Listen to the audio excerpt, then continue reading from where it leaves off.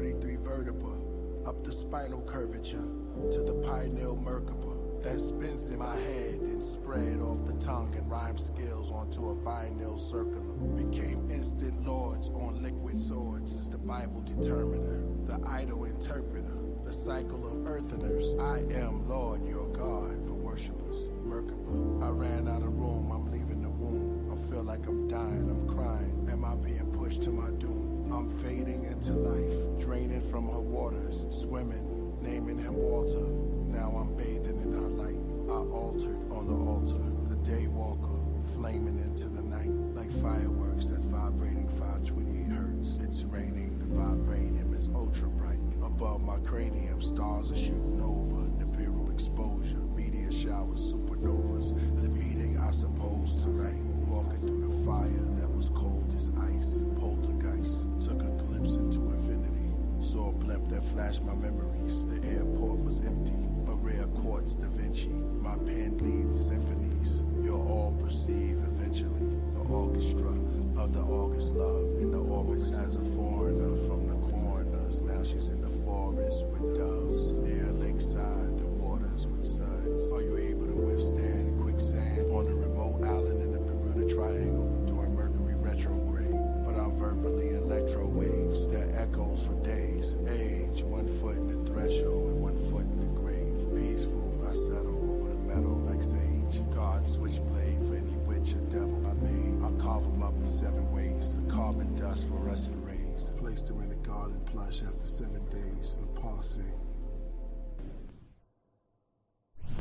Blood and flesh is always so expensive, but when you sacrifice the body, you can get this. Consciousness expanse is exponential, while your union is internal and intensive. Butterfly effect is so connected. You see that I'm a wreck, are you affected? Your energy is here, you're so detected. Your body's gone, it hurts, but I accept it. Bow to all the angels of the sky, and I bow to that one spirit by my side. I bow to the unfathomable Most High. Now if I speak the name, I'd be a lie. Think of all the ones they say moved on. I'd be a fool to think that they are gone. Should be a rule for us to say that they live on. Think it's rude for us to ignore them when they gone. Thought I saw you in a shadow on the wall. Is that you? I see you standing down the hall. If I could turn back time, I would and make it stall. Help me focus, hold me up, don't let me fall. You are with me. You are with me. Couldn't leave you if I wanted to. Can't you see I wanna stay with you? You are with me. You are with me. Couldn't leave you if I wanted to. Can't you see I wanna stay with you? You are with me. You are with me. Baby, I wanna stay with you. Baby, I wanna stay with you. You are with me. You stay with me. Couldn't leave you if I wanted to. Eternally, I'm gonna stay with you. I'm gonna stay with you. Stay with you. 'Cause you are with me. You are, you stay with me. The angels in the sky.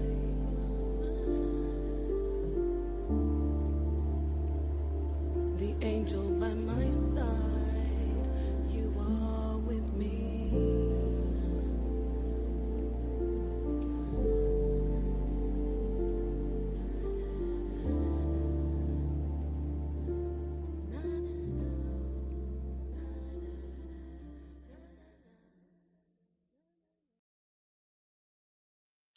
Peace, assalamu alaikum, hotep, namaste, jambo, ashe, shalom, shalom.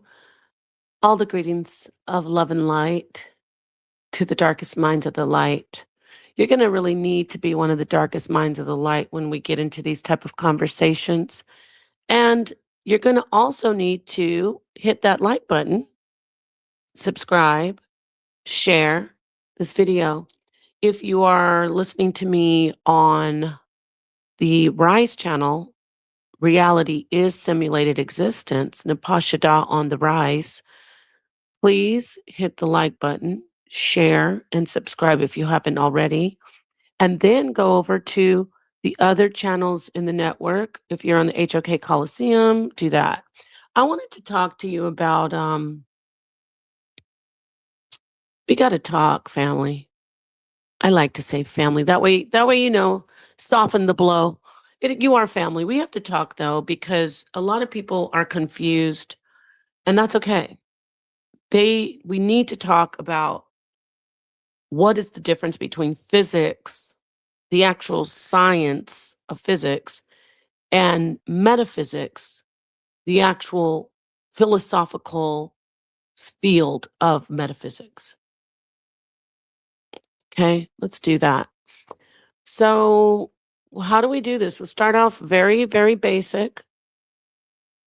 I did put Bobby Hemmett and Phil Valentine in the title and on the thumbnail because they are teachers of the metaphysical. They're philosophers. They are now I'm taking this very, very basic and baby steps. I'm not diving deep yet. Okay, we're on the surface still. We're just walking on the shore, sand between our toes. Okay, we're not in the water yet, y'all. Bobby Hemmett, great teacher. Phil Valentine, these teachers, great teachers, right? They're metaphysical teachers. They are philosophers. And that doesn't take away from who they are. That's great. Being a philosopher is amazing. We're talking about philosophy versus mainstream science. Okay? Physics and metaphysics, and I'm reading, this is just a quick entry into Google, but we're going to hit some articles. I'm going to get a Stanford Encyclopedia Philosophy article. We're going to go a little deeper. Okay, so let me get this. So off rip from the top, physics and metaphysics are two distinct fields. Physics is a natural science that studies matter, energy, and their interactions through empirical evidence. There's that word empirical. And then that other word, together that phrase empirical evidence lets you know it's mainstream academia, mainstream university, okay? Not University of Metaphysical Science, but mainstream academia. By the way, metaphysical science is merging, it's coming back around and merging, coming together again. Philosophy and physics, metaphysics, aka philosophy, is coming back around with physics, and they're coming together again. When I say again, we had to separate it because we had to, thresh some things out. We have to find out, wait, hold on. You guys, everybody's getting crazy here. We got to figure out what is science, meaning physics, empirical evidence, and what is metaphysics, meaning philosophy. Get it? Because I'm getting to this community, especially the consciousness, the Black consciousness community. Consciousness across the board, but the Black consciousness community, I need to talk to you because I'm the number one metaphysicist. You know that, but I'm not going to just act like that physics is not important and that we don't need to have a strong grasp on physics and empirical evidential science. Evidence, empirical evidence, right? So physics is a natural science that studies matter, energy, their interactions through empirical evidence and observation. That's a known thing. Everybody knows that. We if you've gone to school and you've taken a course in physics, you've done any type of anything, you know this is physics, right? No problem. Metaphysics, on the other hand, is a branch of philosophy. See that? That explores the fundamental nature of reality. Oh, that's the fun part. And we all want to do that. We love sitting back and, yeah, let's talk about this. This is deep, right? Darkest minds of the light. Metaphysics, the fundamental nature of reality, including concepts like existence, objects, properties, causation, consciousness. We love talking about that. But what I notice in the community is a lot of people don't want to do the research. They don't want to take the par for the course on the physics, the science that is based on empirical evidence. That's too much for them. You see? Because that holds them accountable, and you have to know what you're talking about. It's easy for people to prove you wrong when you speak about physics and empirical evidence. It's easy. It's not so easy for someone to prove you wrong when you're talking on a metaphysical level. And that's neither here nor there. I'm not accusing. I'm just stating facts. And I want you to understand that in our community, we have to do both. We have to study physics. We can't discount empirical evidence. We can't discount mainstream, conventional academia, mainstream natural science. Otherwise, we're only working with a tank that's half full. We're not driving, we're not taking the road trip that is very important. We got to get there. We got to fill our tank up. What am I saying? If you want to talk about nature and reality, if you want to speak about things like the whys of who we are, how did we get here?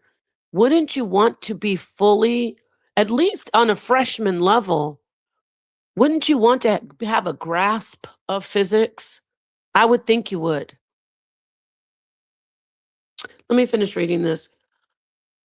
While physics focuses on the physical world, and I will say that there's a physical world and a metaphysical world, of course, metaphysics delves into abstract concepts that go beyond the physical realm. Historically, and that, by the way, isn't just pseudo. When you say it's beyond the physical realm, a thought is not pseudo. We know that we have thought. See, this is where I said it's exciting. I get so excited. Mainstream, natural study of science, empirical evidence science, university, academia is coming together again with philosophical studies and metaphysical studies, because it is not denied at all by mainstream science that consciousness is real. It is not denied at all that thought is real. It is not denied in mainstream observable science that we have a mind. So what happens? Mainstream science says, okay, now we're ready. We're ready. We've established it. We've established the study of natural science, of matter and energy and all that. We're ready now because there's some things we cannot answer with just physics. There's things we cannot answer with quantum physics. There are questions within quantum physics that start to push us into taking a look at metaphysics. You see? And now we can say, we can rip that mask off of metaphysics, that spookiness mask off of metaphysics, and say, oh, so it's okay, I got you. Because when I start to study, when I become philosophical and I start studying the whys of to be or not to be, this is the question. You know, that's Shakespeare. So if you start doing that, then you say, okay, now I've got both. I've got a grasp of natural science, and now I can kick back and watch me really ride to the end because I've got a full tank. And now I'm really going to get into the whys of who we are. Why do we exist? Because I can think of consciousness in a way that's natural, with natural things that we observe.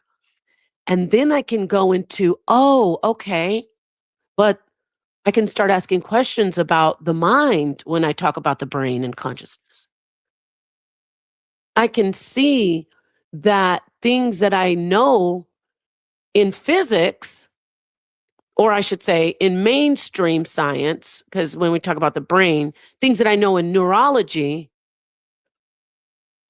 I can start looking at, oh, so the brain functions this way.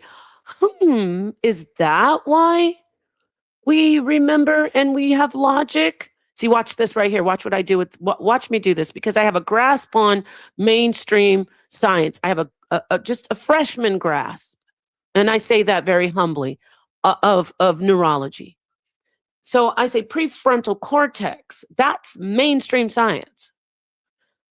Oh, okay. Watch me switch right into my metaphysical, everybody.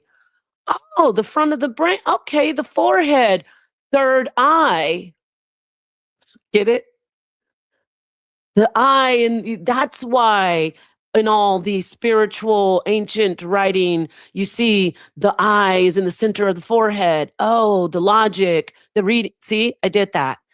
But how can I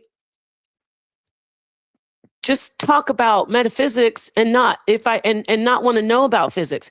How can I talk about the third eye, the pineal gland, and not know about just the biology, not even know the structure of the brain? How can I do that? If we're saying that we're reaching the higher heights, we need to reach them correctly.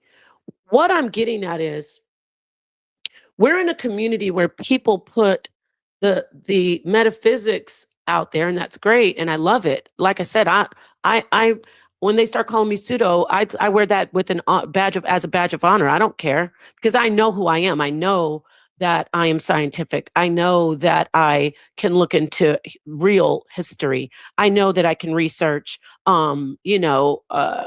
archaeology and anthropology. When I want to find out about people, I can go to mainstream observable empirical evidence in science.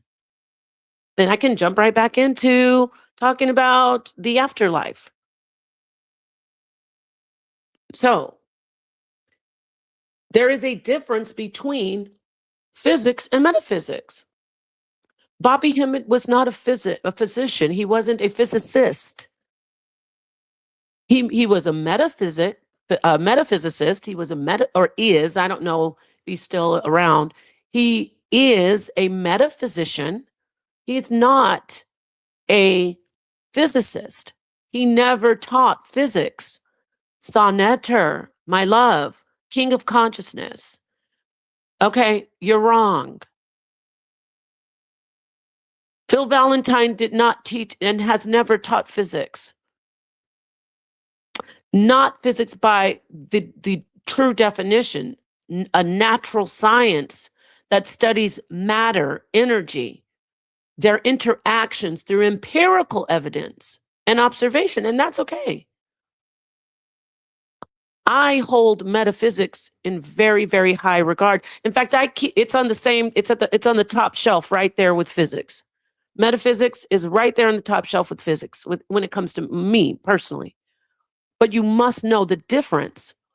Don't grab the metaphysical jar to come and try to serve us some metaphysical cookies when I'm asking you, what is gravity? Don't do that.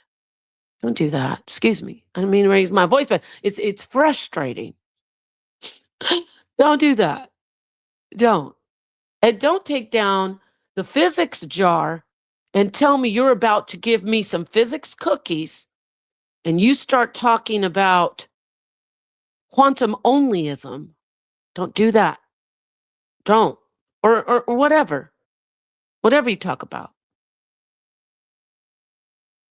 Now, see, I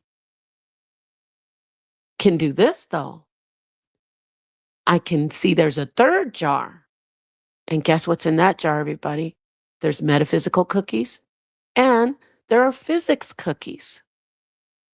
Metaphysics cookies and physics cookies. And see, I say, guess what, everybody? The University of Virginia. I love saying that because I know it. People say, here she comes. I love the University of Virginia. First off, it's my niece's alma mater. Secondly, they're not the only ones, but they are one of the leading universities that are using empirical evidence to study near-death experiences, which is basically people flatlining, dying, and then coming back to life and telling people of their experience.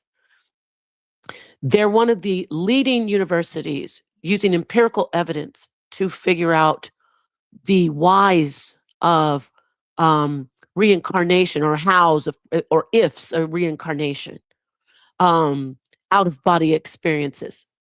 So that's the jar. Don't try to go to the metaphysics jar or the physics jar to tell me something if I ask you for a cookie of a certain kind. If you want to go to the jar with the mixed cookies, okay, I'll sit there and have a cup of tea and eat a couple of these cookies and listen to what you have to say. But you need to have both, maybe all three, but start with both. What I'm saying is this isn't going to be a long,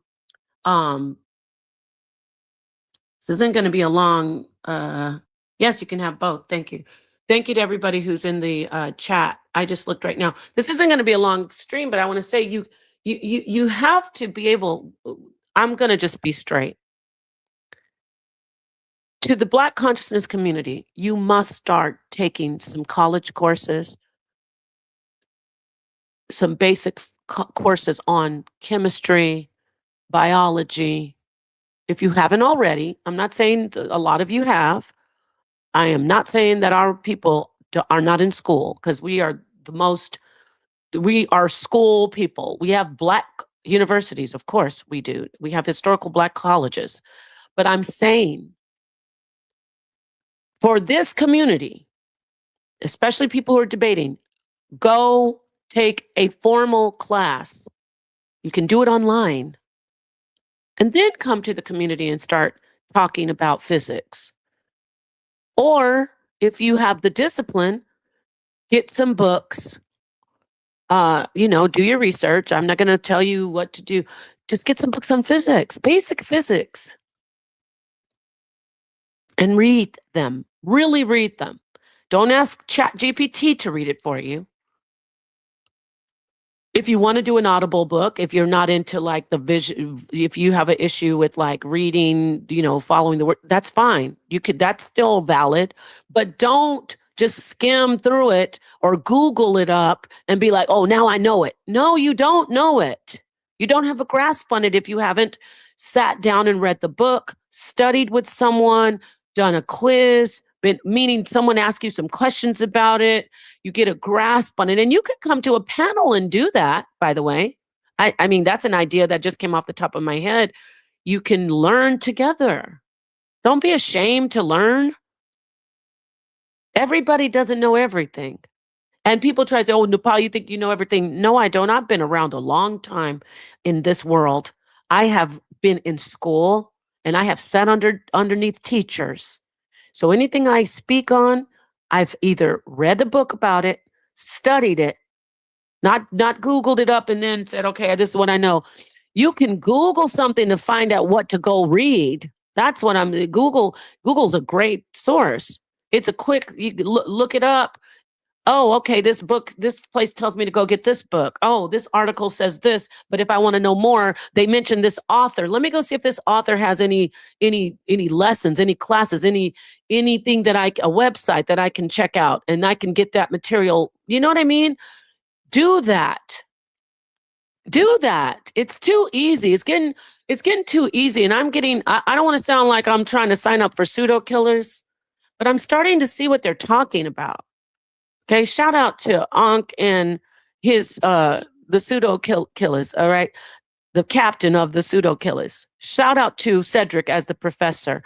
I'm not condescending. That's the thing about me. I don't look down on people. And I'm not trying to say, well, yeah, Cedric has, and the pseudo killers do their thing. They get it done the way they do it.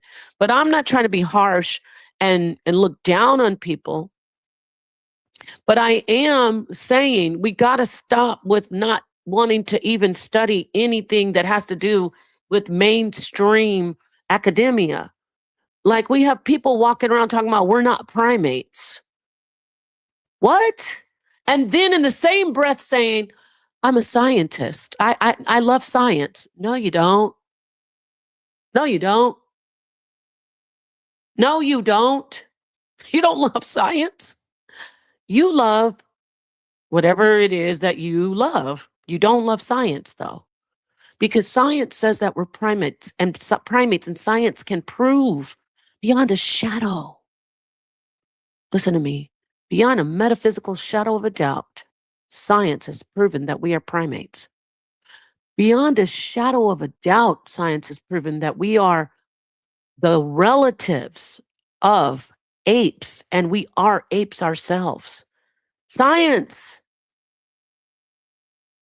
They're right there. We can go study chimps. We can sit down and watch them all. Jane Goodall and all the primatologists of the world, they sat all their lives almost and just studied other primates. So you can't tell me that we're not. You can't tell me because it's observable right here. Now, the same people who want to tell us they love science, but we're not apes, the same people who want to tell us they love science, but we're not primates,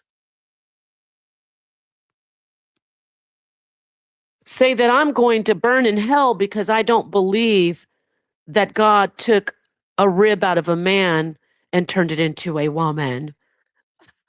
I kid you not. This is why we need to take a stand and learn. We need to go, please, do some formal research on science. I'm begging you. I'm almost in tears when I said that. I'm begging you. I implore you to pick up a school book. Go read your children's 6th grade school book. That's all you need, just to start right there. Please, please get your high schoolers' science course. Please read it. Please study it. Do the work with your school age child. Just do it. I'm begging you. Okay? Just get a grasp of it. And then you can go into talking about your metaphysicals. Like I said, I teach the metaphysical all the time. It's a great, great field of study. So now I want to leave you with something else here. I want to leave you with this. It's called reduction to absurdity. And what is reduction to absurdity? From now on, when I do these rants, I did the rant about the mother and I talked about the pleroma. Yes, it's Gnosticism, but it's still interesting. That was a metaphysical build, by the way. Now, this is absurdity. When you talk about reduction to absurdity, It's a method of reasoning, which I'm reading this off of the internet, but I know a little bit about this. I'd say I'm probably an 8th grader if it comes to using this, but I use it a lot still, regardless. So physics and metaphysics, this is exciting part, family. Physics and metaphysics both utilize reduction to absurdity. It's a method of reasoning, but these two fields do so in different contexts. Physics employs reduction to absurdity to establish the limits of the universe, such as the possibilities of a beginning, which leads to the necessity of a creator. You see, are y'all hearing this? I know you're getting excited if you're dark mind. If you're a dark mind of the light, you see why reduction to absurdity is so awesome, because you got it. Like, you can go from, okay, I'm thinking of my physics, I've got the empirical evidence, and now, wait a minute, who's the creator? I now switch lanes into metaphysics. See how that does that? Metaphysics, on the other hand, uses the reduction to absurdity to explore the nature of reality and the existence of a creator. The methodology differs, with physics focusing on empirical observation and falsification, while metaphysics seeks to understand the fundamental nature of existence and the universe. So now I'm going to read. This is I like to go to Stanford's,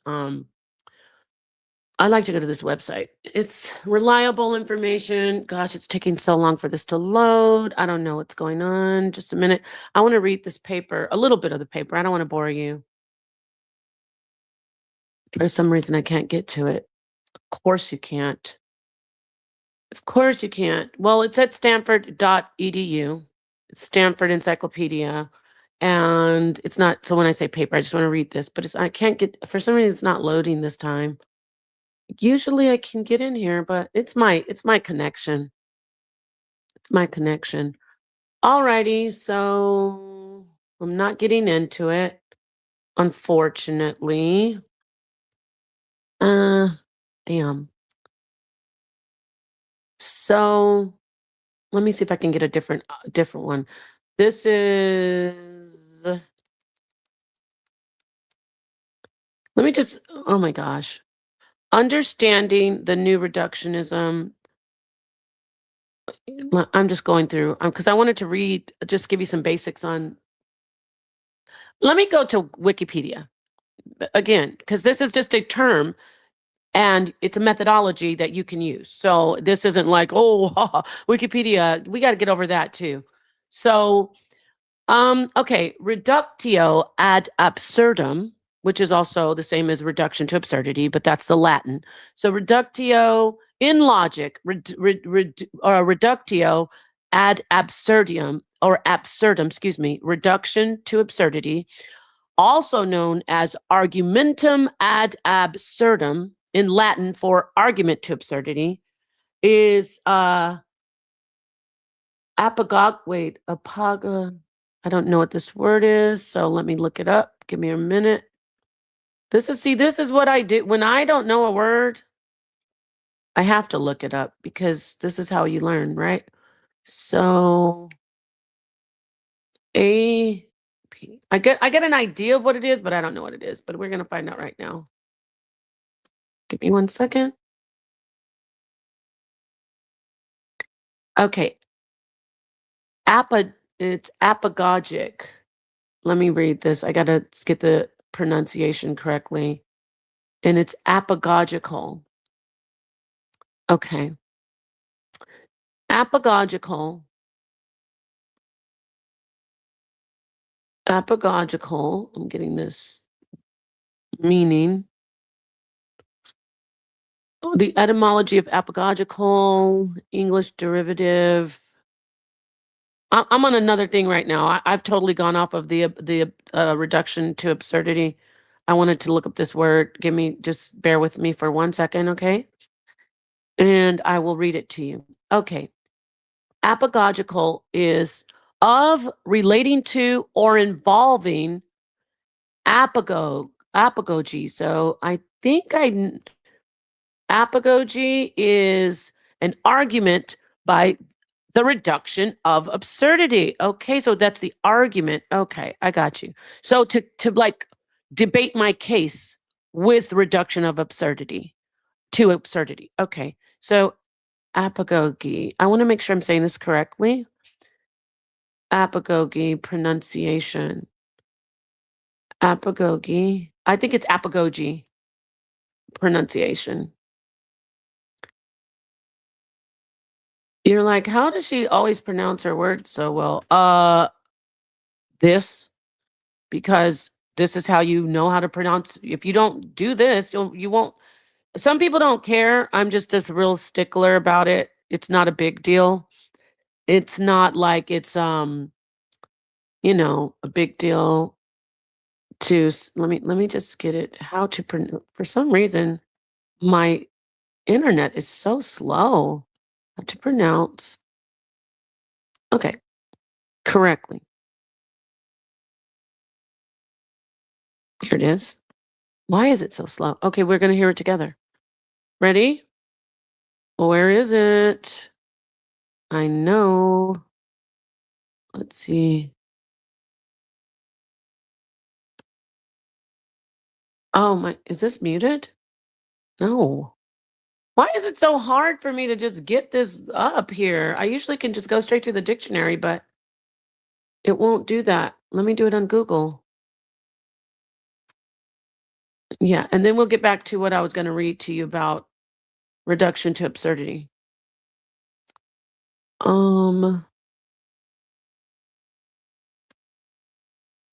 This is ridiculous. Usually there's just a little audio thing you can click on, but for some reason I'm not seeing it in here. It's so weird. Oh, finally, I think I found it. Nope. Well, I'm not going to give up though. Just bear with me. I got to find out why the audio isn't on this definition. Maybe it's my connection. Okay, but let's see here. We did find out that is the dictionary definition. We figured that out. Unfortunately, I have to go to this. I hate using this YouTube channel, y'all. Let me use it though. I hate using it because I don't like the way this guy has a French accent. But let's hear it. Okay, listen. Apagogy or apagogy. Oh, that wasn't that guy. Okay, apagogy. All right, apagogy. We got it. So I was kind of off and kind of right, but I just want to be sure. So apagogy. So apagogical. Now back to what I was reading. All right, so let me start over. Reductio ad absurdum. In logic, reductio ad absurdum, or reduction to absurdity, also known as argumentum ad absurdum, apagogical argument, or proof by contradiction. Okay, so those are all synonymous with reduction to absurdity. Apagogical. I learned a word today with y'all. Apagogical, which is basically, I got to go back. I know, because I think I want to read the definition again. I know I just said it. Bear with me. I just want to read it again, even though I read it already. Apagogic is of, relating to, or involving an apagogy proceeding. That's actually a word, y'all. Of involving an apagogy proceeding. I would think that would be a debate, right? Of, relating to, or involving an apagogy proceeding by the method of disproving the proposition that contradicts the one to be established. That's like a debate, right? I would think so. Let's get to Collins Dictionary just to really solidify this so we'll really know it. Apagogical. Collins Dictionary says it is in an apagogical manner. which that doesn't help much, does it? But basically, apagogic is of, relating to, or involving an apagogic proceeding by the method of disproving the proposition that contradicts the one to be established. So it's like a debate. It's like basically, right? So back to the Wikipedia. Okay, let's get back to the article and then I'll be done with this. So the reason I'm showing you reduction to absurdity is I was talking about the separation from physics to metaphysics. And with reduction to absurdity, you can use reduction to absurdity in physics to prove to have with the observable material natural world, and with reduction to absurdity in metaphysics, you can use it as well. Okay, so basically in an argument or in a debate or in a discussion or just in your mind, So in logic, reductio ad absurdum, Latin for reduction to absurdity, also known as argumentum ad absurdum, for argument to absurdity, or apagogical argument, or proof by contradiction. All of those are synonymous. It is a form of argument that attempts to establish a claim by showing that following the logic of a contrary proposition or argument would lead to absurdity or contradiction. Oh, okay. So apagogical is that's a word I just learned. So it's the same. Obviously, we just established that. Duh. It's the same as reduction to absurdity. So, although it is quite freely used in mathematical proofs, of course, not every school of mathematical thought accepts this kind of non-constructive proof. The argument or reduction to absurdity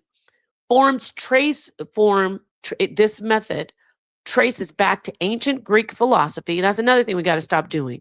Oh, I don't mess with that Greek this, that Greek that. Stop doing that. You should study the Greek. You should study the Latin. You should study everything. Stop that mess. I digress. Traces back to ancient Greek philosophy. You don't have to agree with it, but you should study it. You'd have a grasp on it, right? Just like Bart Ehrman is an atheist and he studies, his life mission is studying the Bible and studying the stories of Jesus. You don't have to believe it, but you need to have a good grasp on it when you go to, if you want to be a teacher and if you want to discuss these things. So, reduction to absurdity traces back to ancient Greek philosophy and has been used throughout history in both formal mathematical and philosophical reasoning. In both formal mathematical and philosophical reasoning, as well as in debate. Okay? In mathematics, the technique is called proof by contradiction. In formal logic, this technique is captured by an inference rule for reductio ad absurdum, normally given the abbreviation RAA. Okay, so this is very technical, but just the actual methodology, or you just using, the method, or using this type of, this method, reduction to absurdity, the exciting thing that I was showing you is, oh my goodness, separate physics from metaphysics, and then it will be fine once you get a grasp of physics and you know what it is, separate from metaphysics. And then it will lead you, once you start doing all that, you finish up, you've done all your observations and your experiments in the physics, then you still want more. And that then will lead you into, okay, I figured out that there was a beginning, we were created, there was this and that. I've studied, there's the cosmology. I've figured that, okay, that's all established, but wait a minute. I still have questions of why and who did it. So then it leads you into the metaphysical. And then you start using reduction to absurdity with that. Reductio ad absurdum. I don't use that. I don't use the Latin, but more broadly, proof by contradiction is any form of argument that establishes a statement by arriving at a contradiction, even when the initial assumption is not the negation of the statement to be proved.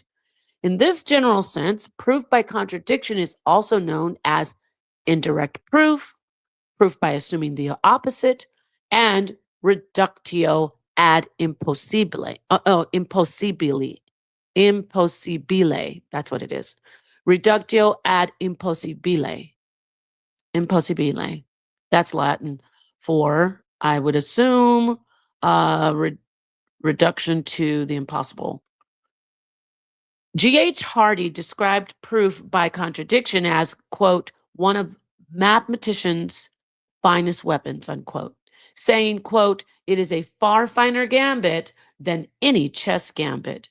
A chess player may offer the sacrifice of a pawn or even a piece, but a mathematician offers the entire game, or the game, right? So that's all I'm going to leave you with. You can study the rest of it on your own. I just want to get back to saying this. Bobby Hemmitt was not a physicist, is not a physicist. Phil Valentine is not a physicist. Physics is a branch of science that requires empirical evidence and observation, or vice versa, in the natural world.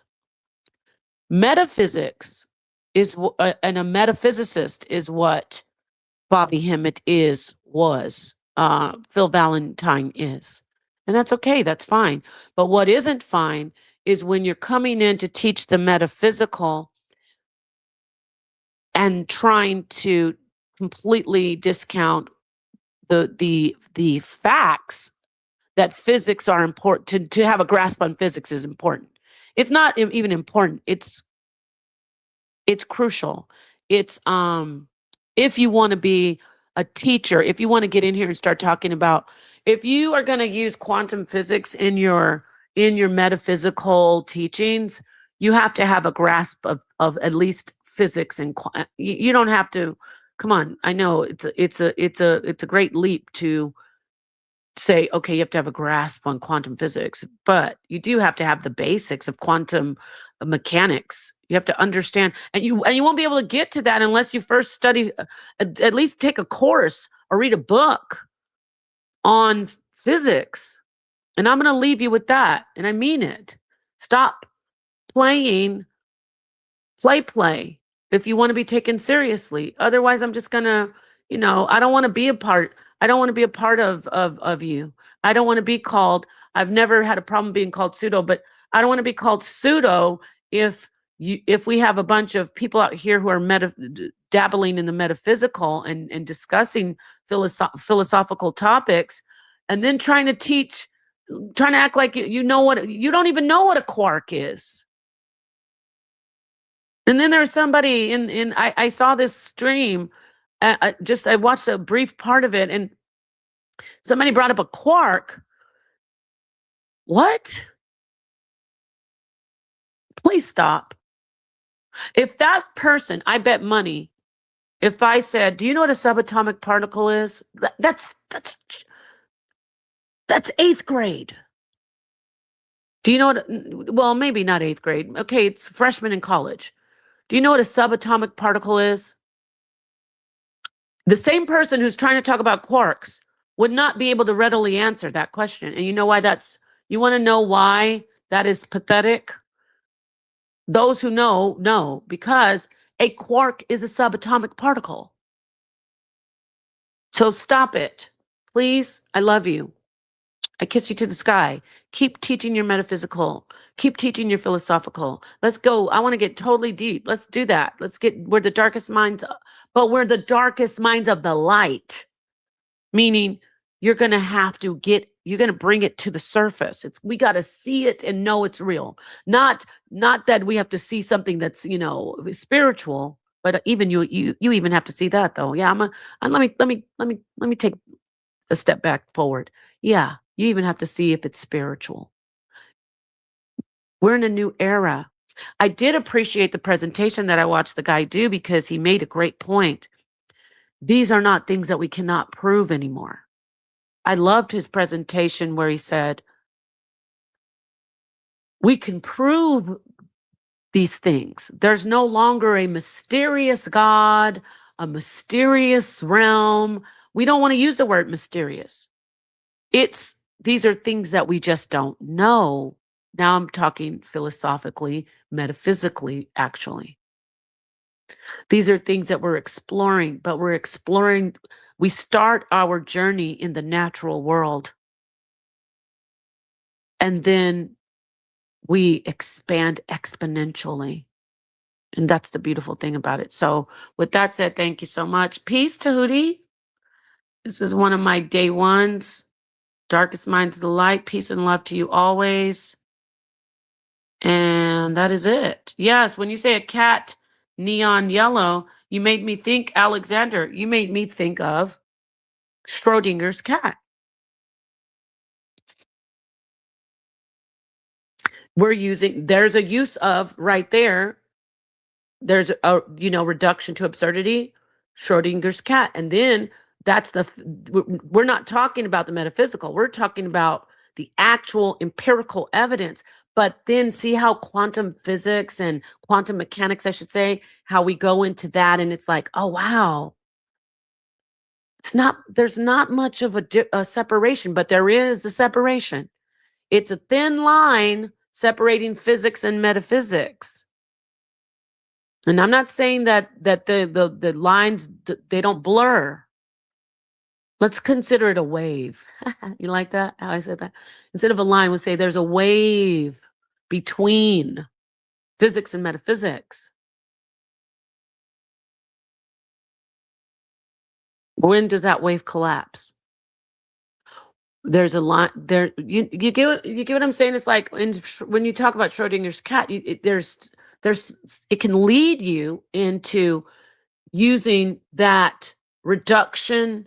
When I said reduction to absurdity, you'll switch lanes from mainstream science into philosophy, and philosophy is mainstream. I say philosophy is mainstream, but it's a different field. But what I'm saying is, I shouldn't even be saying but. So what I'm saying is, you go into, okay, that's wild, because that cat never existed because I said it didn't exist in the box. I'm doing me. I'm not doing Schrodinger, really. I'm kind of like playing off of it. The cat was never in the box. Schrodinger says, is the cat alive or the cat not alive? Get it? I say the cat wasn't even in the box. I'm deep now. I'm in the metaphysical. Get it? So I'm like, there wasn't even a cat there. But of course, when you open the box, it could either be a cat there or a cat not there. It could be a live cat or a dead cat. So anyway, with all that said, thank you so much. Peace for being here. Thank you, thank you, thank you. We have to stop pretending that school doesn't matter. Universities don't matter. Mainstream science don't matter. We have all this mess about the white man science. That's just your excuse to be lazy. That's your excuse. See, I could have just looked at this word apagogy and never gone and found out how to pronounce it and what it was. And it turned out it's what I already knew. I knew it's the same as reduction to absurdity. But had I not gone and just taken those extra steps to, doing air quotes, research it, look it up, I could have kept on just walking around. Oh yeah, I know what that is, apagogical. Oh, of course, apagogical. And I'm just saying it. I could be saying apagogical. Get what I'm there, and that is what I fault this community for doing. If you see a word that you don't know, you don't have to do what I did and stop right in the middle. If you're not like me and very transparent, if you want to pretend you know a word, at least look it up later. I'm not into pretending that I know a word because, and by the way, I'll just let you know, that's why I know a lot of words. And that's why I have an above average vocabulary. I don't use it all the time. You use what you should use in certain groups and certain conversations. You don't. I don't feel like trying to make people feel uncomfortable. You know what I'm saying? So somebody's in here. I think I had somebody hit the panel. All right, I'm going to let you speak and come in because you came in to talk, and I was going to end this, but I'd like to hear from you. How are you, Rance? How are you doing? I can't hear you. Is it me or can y'all hear him? It might be my phone. I'm on my phone right now. Can you guys hear? Say something, Mansa Hercules. Tahuti, can you hear him? No. Okay, we can't. It's your audio, Mansa Hercules. It's your audio. Come back. Hopefully. I'll give you a minute. So, yeah, we got to start. We have to, even if you don't like it, even if you are totally against it. I know that voice. I hear you. Beautiful, Napasha. Thank you, Aurora Borealis. How are you? How are you doing? Peace to you. I haven't seen you for a while. Hey, Cedric, I brought you up earlier. I think you'll appreciate this stream. And no, I'm not a pseudo killer, so don't get excited. I was like, earlier, I was like, okay, I'm starting to sound a little bit like a pseudo killer. So I got to check myself. I got to stay balanced. That's what I'm saying. But anyway, I was just talking about the difference between physics and metaphysics and how it is important.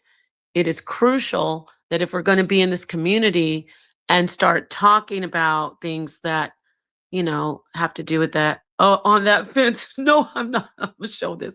No, I'm not on the fence. I am working between, I don't know if you heard my analogy. I was saying it's like, I said there's a thin line between physics and metaphysics, but then I said there's a wave. There's a wave between physics and metaphysics. And I was like, when does it collapse? You like that? I know you appreciate that, Cedric. Okay, peace. Thank you for being here. I think the brother came back. Hopefully he fixed his audio. And let's hear from him, and then I can go ahead and wrap this up. I appreciate it. Are you back? You're back, Mansu Hercules. I hope we can hear you now. Y'all, can you hear him? Wow, did you check your settings? I don't know why I can't hear you. Are you talking? Okay, can you hear him? Put anybody in the chat. Cedric, anybody who's there, can you hear the brother Aurora Borealis? Yes, very good to see you. Very good to see you, Aurora Borealis. Very long time no see, my friend. I'm glad to see you. Can you hear the panelist? Did you check your audio on StreamYard, Mansu Hercules? Hello. Now we can hear you. Oh, okay. You had yourself muted. I do that. No, it was it was like a default thing in the StreamYard. You got to click on that joint. Okay, how are you? What would you like to add? Hey, how you doing? Nepal, I'm great, thank you. Thank you for joining. It was interesting intake on how you presented it. I mean, of course, I'm gonna have a little pushback because I'm coming from that African-centered point of view, and so my view as a person who as a person who studied mathematics, I don't have my degrees. I don't have a degree in physics, but I had to take a couple of physics classes as my electives. Oh, great. Okay. So you're already ahead of the game as far as this community. Yeah, I mean, I've heard about the brother Phil Valentine and the guy Bobby. I never really followed them. I'm not saying you're ahead of them. I'm not trying to go against what they teach. They're very extraordinary metaphysicists. I'm saying as far as physics, you said you took physics courses in school and math courses. So Yeah. So I mean, I was just saying that, you know, I've heard of them, but I've never followed them, you know, in their, Do you think you those know, particular. courses were helpful for you in your metaphysical African centered studies and teachings? The Yeah, mathematics and the physics, they helped you, didn't they? yes, definitely. Okay, Um, so I think you're aligning with me so far. I mean, but my only pushback is that I think for me, from my understanding, from how I'm viewing it, is that the metaphysics, so the what we call so-called metaphysics world view is provable, and it has been proven. I think our ancestors has proven that, you know, things in what we call, you know, the metaphysics world is real and actually, you know, true. And you know, I just look at that. I just look at that from, you know, after reading the text, going through their works, and, you know, looking back of how I've analyzed things, how I learned things, and analyzing it, and saying, wait a minute, hold up. If this is this, then hold up, this has to be true. Now, let me Uh, ask you a question. Did you not hear me actually say that? I'm wondering if you didn't hear me say that, because no, obviously you may have missed it.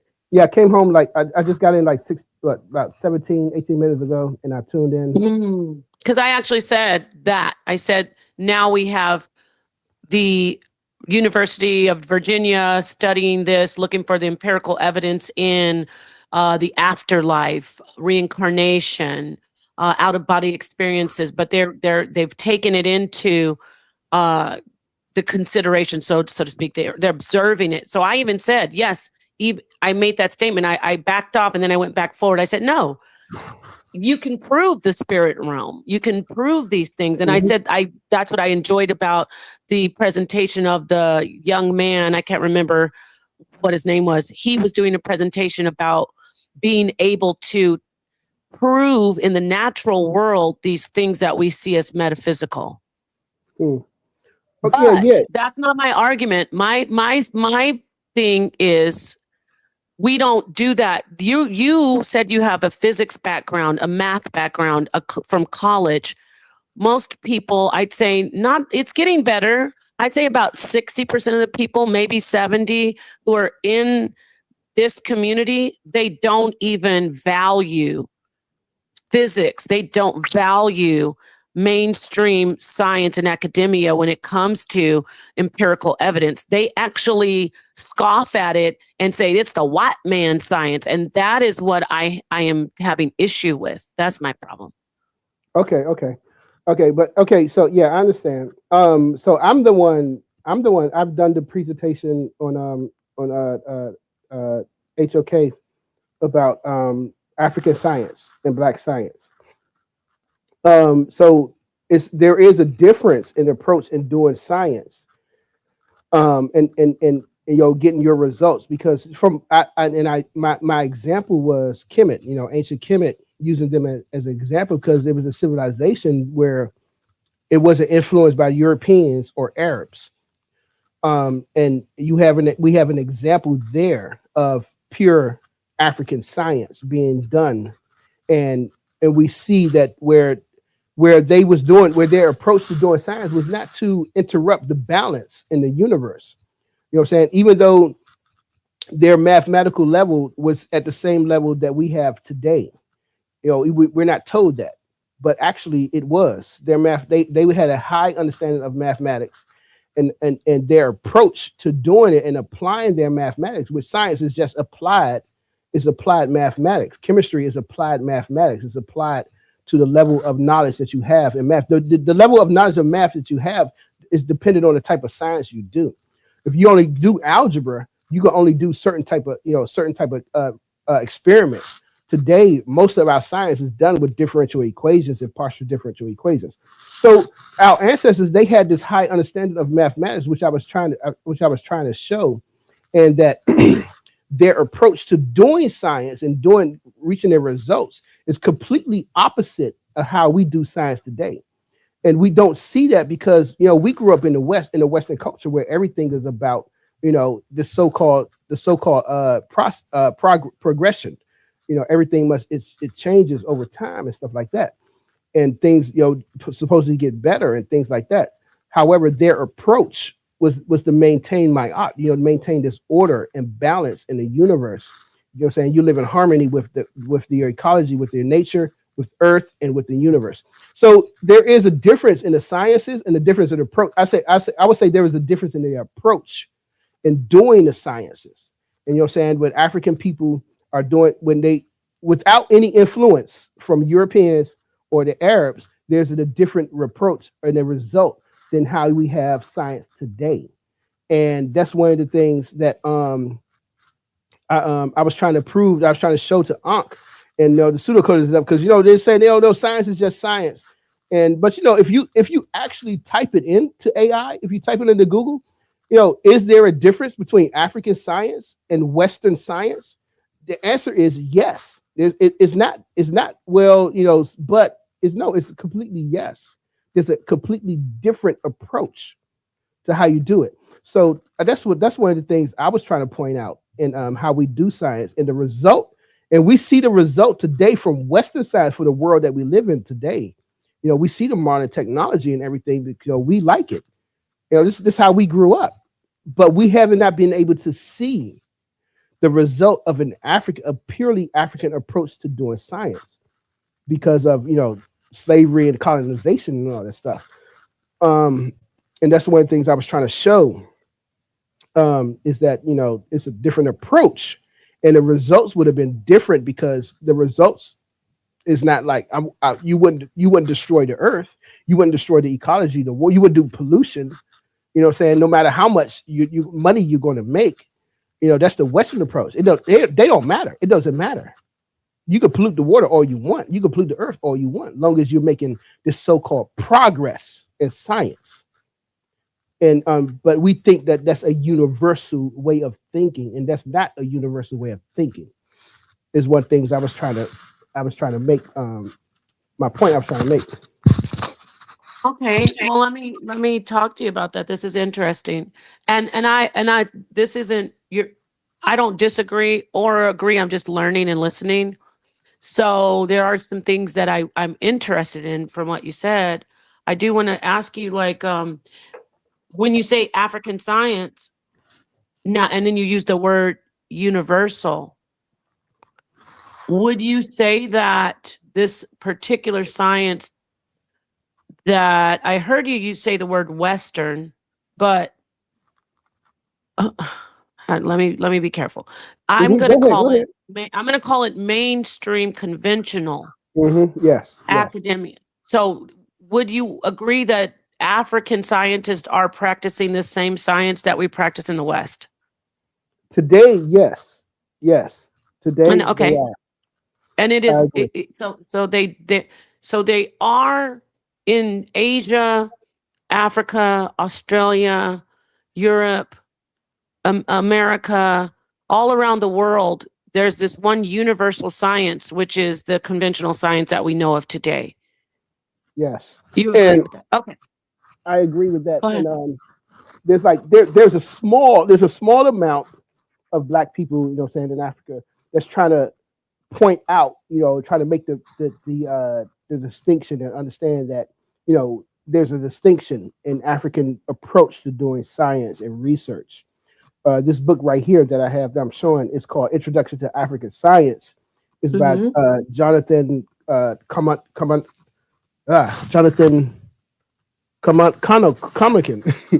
Okay.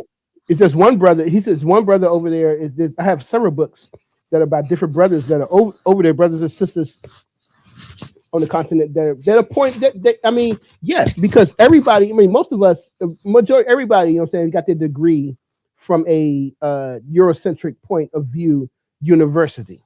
And these is a lot of brothers. You said that though. You see how you said Eurocentric? Yeah, because and when you think about it, because the universities, their foundation and their approach to doing research and their epistemology is founded in Western culture. Even in Africa, I've lived in Ghana, and I've been there, and you can find, their philosophy department is completely European. There's no African philosophy. And it shocked me. Talking about you said they're what department? Philosophy. Okay, but we're talking about not philosophy. We're going back into, remember, this is about, and I can merge the two, I get it, but we're not talking about philosophy. I'm talking about the empirical evidence and the observation of the natural world, the mainstream science.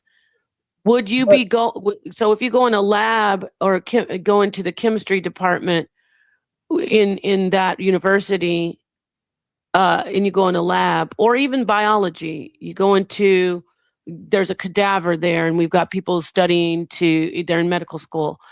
Would you say, oh, this is definitely a European biology lab? So let me address. So first, let me address the philosophy thing. Is that science is based on philosophy? You know what I'm saying? Modern science is based on Western philosophy. Period. I mean, again, that's just a simple. If you type that in the AI, it'll tell you yes. Modern science is based on Western philosophy. And then why don't people have a grasp of Western? Well, I want to cut to the chase. I know that because that's a different, and I want to take you back out of that before you go down that path.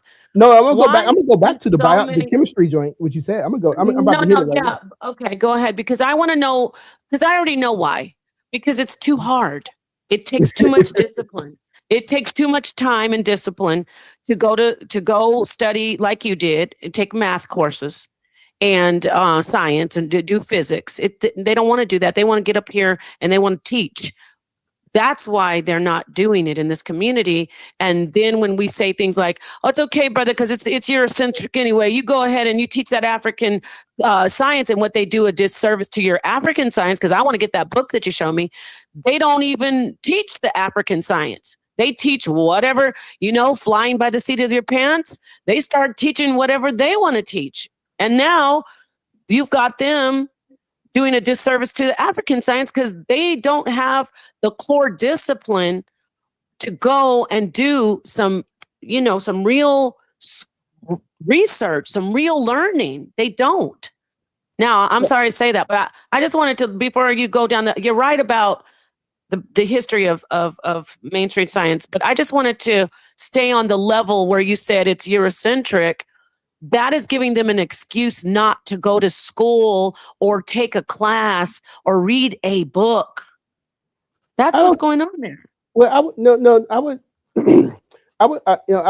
counter that with, because it would be the same with me. You know what I'm saying? Because I guess before I went to college, I was already, I had the mindset of an African, I guess a Pan-Africanist, before I even went to college. But I guess, even when you're in college, when you started, there's a lot of Black people, they become woke, they wake up when they get to the university level, taking classes of African history and stuff, African American history. They begin to become woke at that level, and once they're in college, so it's not that you'll be stuck with the mindset that this Eurocentric approach to science. I think that if we allow our children if we teach our children that there's a difference and that we have to approach it from an African-centered point of view, then they will approach it as well from an African-centered point of view. There's one thing, because I have a daughter right now. She's in college right now. And I tell her all the time, I said, look, I said, make sure, you and your friends, y'all gotta, not just think about starting businesses, but y'all need to think about starting corporations. When y'all interacting with brothers and sisters over on the continent, when y'all doing commerce, with the people on the continent, y'all acting and stuff like that. And every other group of people are doing that. They over there in Africa doing commerce, except for Black Americans. You know what I'm saying? So, I try to put that in her mind now. So when she graduates, they having this, they want to start a business, they want to do their own business. They need to understand that, hey, we need to connect with our people, where the main resources are at. Approaching this from a Eurocentric point of view is the difference, because, all right, so just to say it is that the difference comes in where African people always looked at doing their scientific research as a holistic thing, not a reductionist thing. It's how Europeans look at it. And they also included the metaphysical world, that non-physical world, spiritual world, when they did their research. For us growing up in the West, this is something like, wait a minute, this is that's pseudoscience, that stuff ain't true. But you have to consider that Western culture, this Western science, has only been around for 500 years. We've been on this joint for the last 4,000, 10,000 years and been doing it. So obviously, if our people have been doing it for 10,000 years, obviously something works. There's something that's true about it. But we only, like I said, we only see the results today from a Western point of view, because me growing up, I remember we had telephones with the cords, then we went to telephones without the cords, then we went to pagers, cell phones, and now we got these little cell phones, the computer that's like a computer. So we can see the advancement in the style of doing Western science, where we have never been able to see the advancement of African people doing science from their own point of view. You know what I'm saying? You get what I'm trying to say? Okay, but you're talking about something completely different. Do you notice this though? And this, somebody said, why is it so hard to agree? We don't have to always agree on everything. We can just respect each other too. And I timed you out. You won't be able to comment anymore in the chat, because you want, I don't know what people come in here with the why is it so hard to agree? This person probably is divorced and doesn't even talk to his family anymore, talking about why is it so hard to agree. But anyway, I was talking to the audience. What I want to say is that, like, my issue is that all this is wonderful, and I don't disagree with you. I love what you're saying, but the issue is, don't you think that people need to do what you did? Don't you think they need to take some courses in some basic physics courses, at least have a grasp on it, maybe even learn from somebody if they don't want to go in mainstream college? Don't you think they need to learn about math to be able to understand the basic fundamentals of that before they start getting into trying to teach something that has to do with it? See, my thing is, if they're going to get in, do you agree? If I'm going to get in here and talk to you about physics, shouldn't I at least have a basic grasp on what you call Eurocentric physics? Shouldn't I know something about it? Right. I agree. Definitely. I mean, I just saw yesterday a presentation the brother did on, I forgot what he called it, quantum oleum. I don't know. Yeah, that's what sparked me to do this particular stream. The quantum only, which, don't get me wrong, he had I don't know if you heard me. I said the part that I like is that he said we can prove these things that we say are spiritual in the natural world, and I absolutely 100% agree, and I've taught that before. What I don't like is that the whole, you know what I mean? Like, why are you talking? What about quantum physics? What about quantum? Somebody, I think he brought up a quark. And then somebody in the comment, what really made me do this is somebody in the comments like, oh, he's the only person I heard talking about quarks. And then that's why I said, not that this matters, but they're not. Do you know what a quark is? And if you do, I'm not an expert. I'm not a physicist, but I at least know how to decipher between physics and metaphysics before I merge it, which I love the teaching of merging it. I love that he does that. I loved his presentation. But what I don't appreciate is that people are not even studying. They're not even studying the academia at all, because they're being told, oh, don't worry, it's the white man's science. And that's not fair. It's not fair. With him, it wasn't that. It wasn't that there's a white man's science. I'm not specifically saying about him. I'm saying overall. Overall, yeah. And I think it's about to become a problem is that a lot of what I'm saying with like he did, because he has a book out as well that published that came out last year, or matter of fact, I think the year before last, 2024, because I looked it up, is that he said in the beginning of the presentation that he took his own thoughts and he put it into AI, and your AI generated, you know what I'm saying, the presentation that we saw. And the problem, like I said, the problem with that is that if you don't know the subject and you just listening to what AI is regurgitating, you still don't know the subject. Because I went on there and I asked him about the Bayesian equation, the probability that he brought up, the Bayesian probability, the equation that he put it on the board. And I was like, well, how does that equation make sense, brother? I asked him to break it down. Of course he didn't. Of course he couldn't break it down because he got it from AI. Stop right there. You and I have become one in the mind. You are agreeing with me on my presentation now. This is where I am, right there, what you did.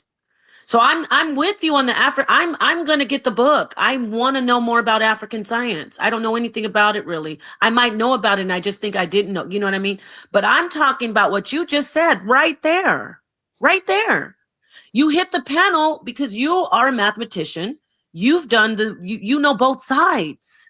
You are qualified to come in the middle and say, okay, I know both. I know the you say Eurocentric science. I know the African science. So now I'm going to ask you a question about this. And he knew nothing about it. And I love him as my brother. But do you get what I'm saying now? Do you see where I'm concerned? Where he needs to get where you are? He needs to know both sides. I'm not even I'm not a mathematician, but I have a freshman grasp on the physics and a humble understanding of the quantum mechanics and physics. Nothing even advanced. He's just feeding it in, and then you know what he's doing? He's taking it to the books and the stage, and then I'm going to hand this back to you because now I want you to really, really talk about this. He's handing it to our children, to our people, and they're saying, well, it's in a book and it must be real because now I can Google it and, quantum onlyism comes up. What? That's something he made up. Right. So I need to, and it's okay to make up things because people, Max Planck, we have inventors and scientists that name stuff after things in the, what you call Eurocentric science. But my point is, he doesn't even understand it and he's teaching it. And that is the scary, dangerous part. So that's why I wanted to talk about this. So please, I'm giving you the mic. Can you talk about that experience? Can you really, from my point of view, empathize with me and talk to the people about that? That's my concern.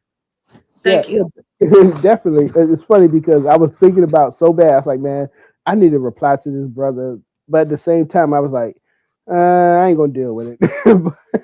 But I understand it's like it needs to be addressed because what he's doing is you see the next you can see the next generation of people just putting stuff in the AI and then they coming back with it like, yo, this is that.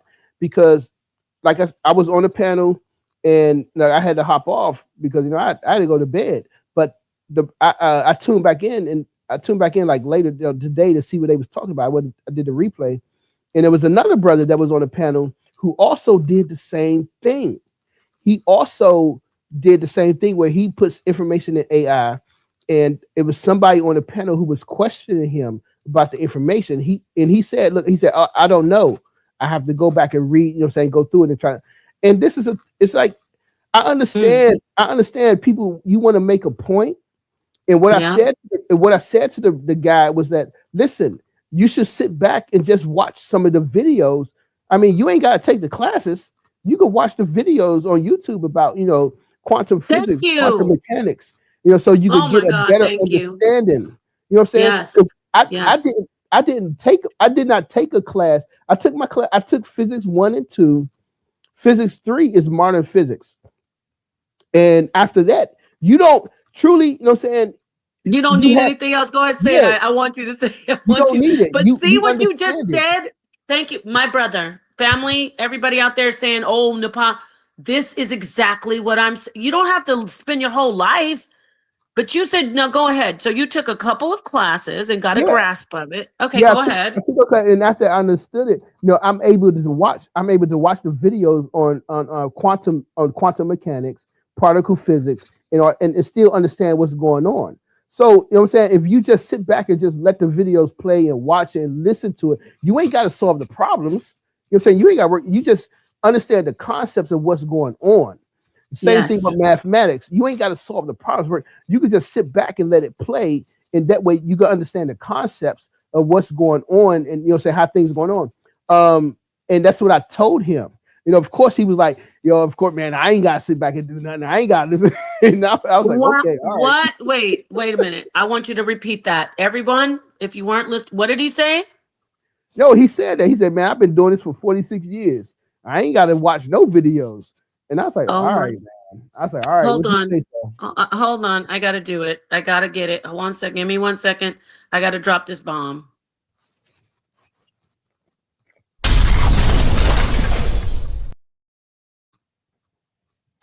I could end the show right here. And that's what I'm talking about. Right there. Yeah, definitely. I want you to just please go ahead. I want you to finish up with just this. This is beautiful. I'm so glad you hit the panel. Definitely. Yeah, it's I just definitely want close out soon, but yes, thank you. Go on. What do you want to say about that? I just want our people, you know what I'm saying, if we getting into the science and stuff and you're not, you know what I'm saying, you didn't go to school for it, that's fine. Malcolm X didn't go to school. We all know that. He went, he went to elementary school, but he got his knowledge after he left the prison system. You know what I'm saying? He was self-taught. You know what I'm saying? Yes.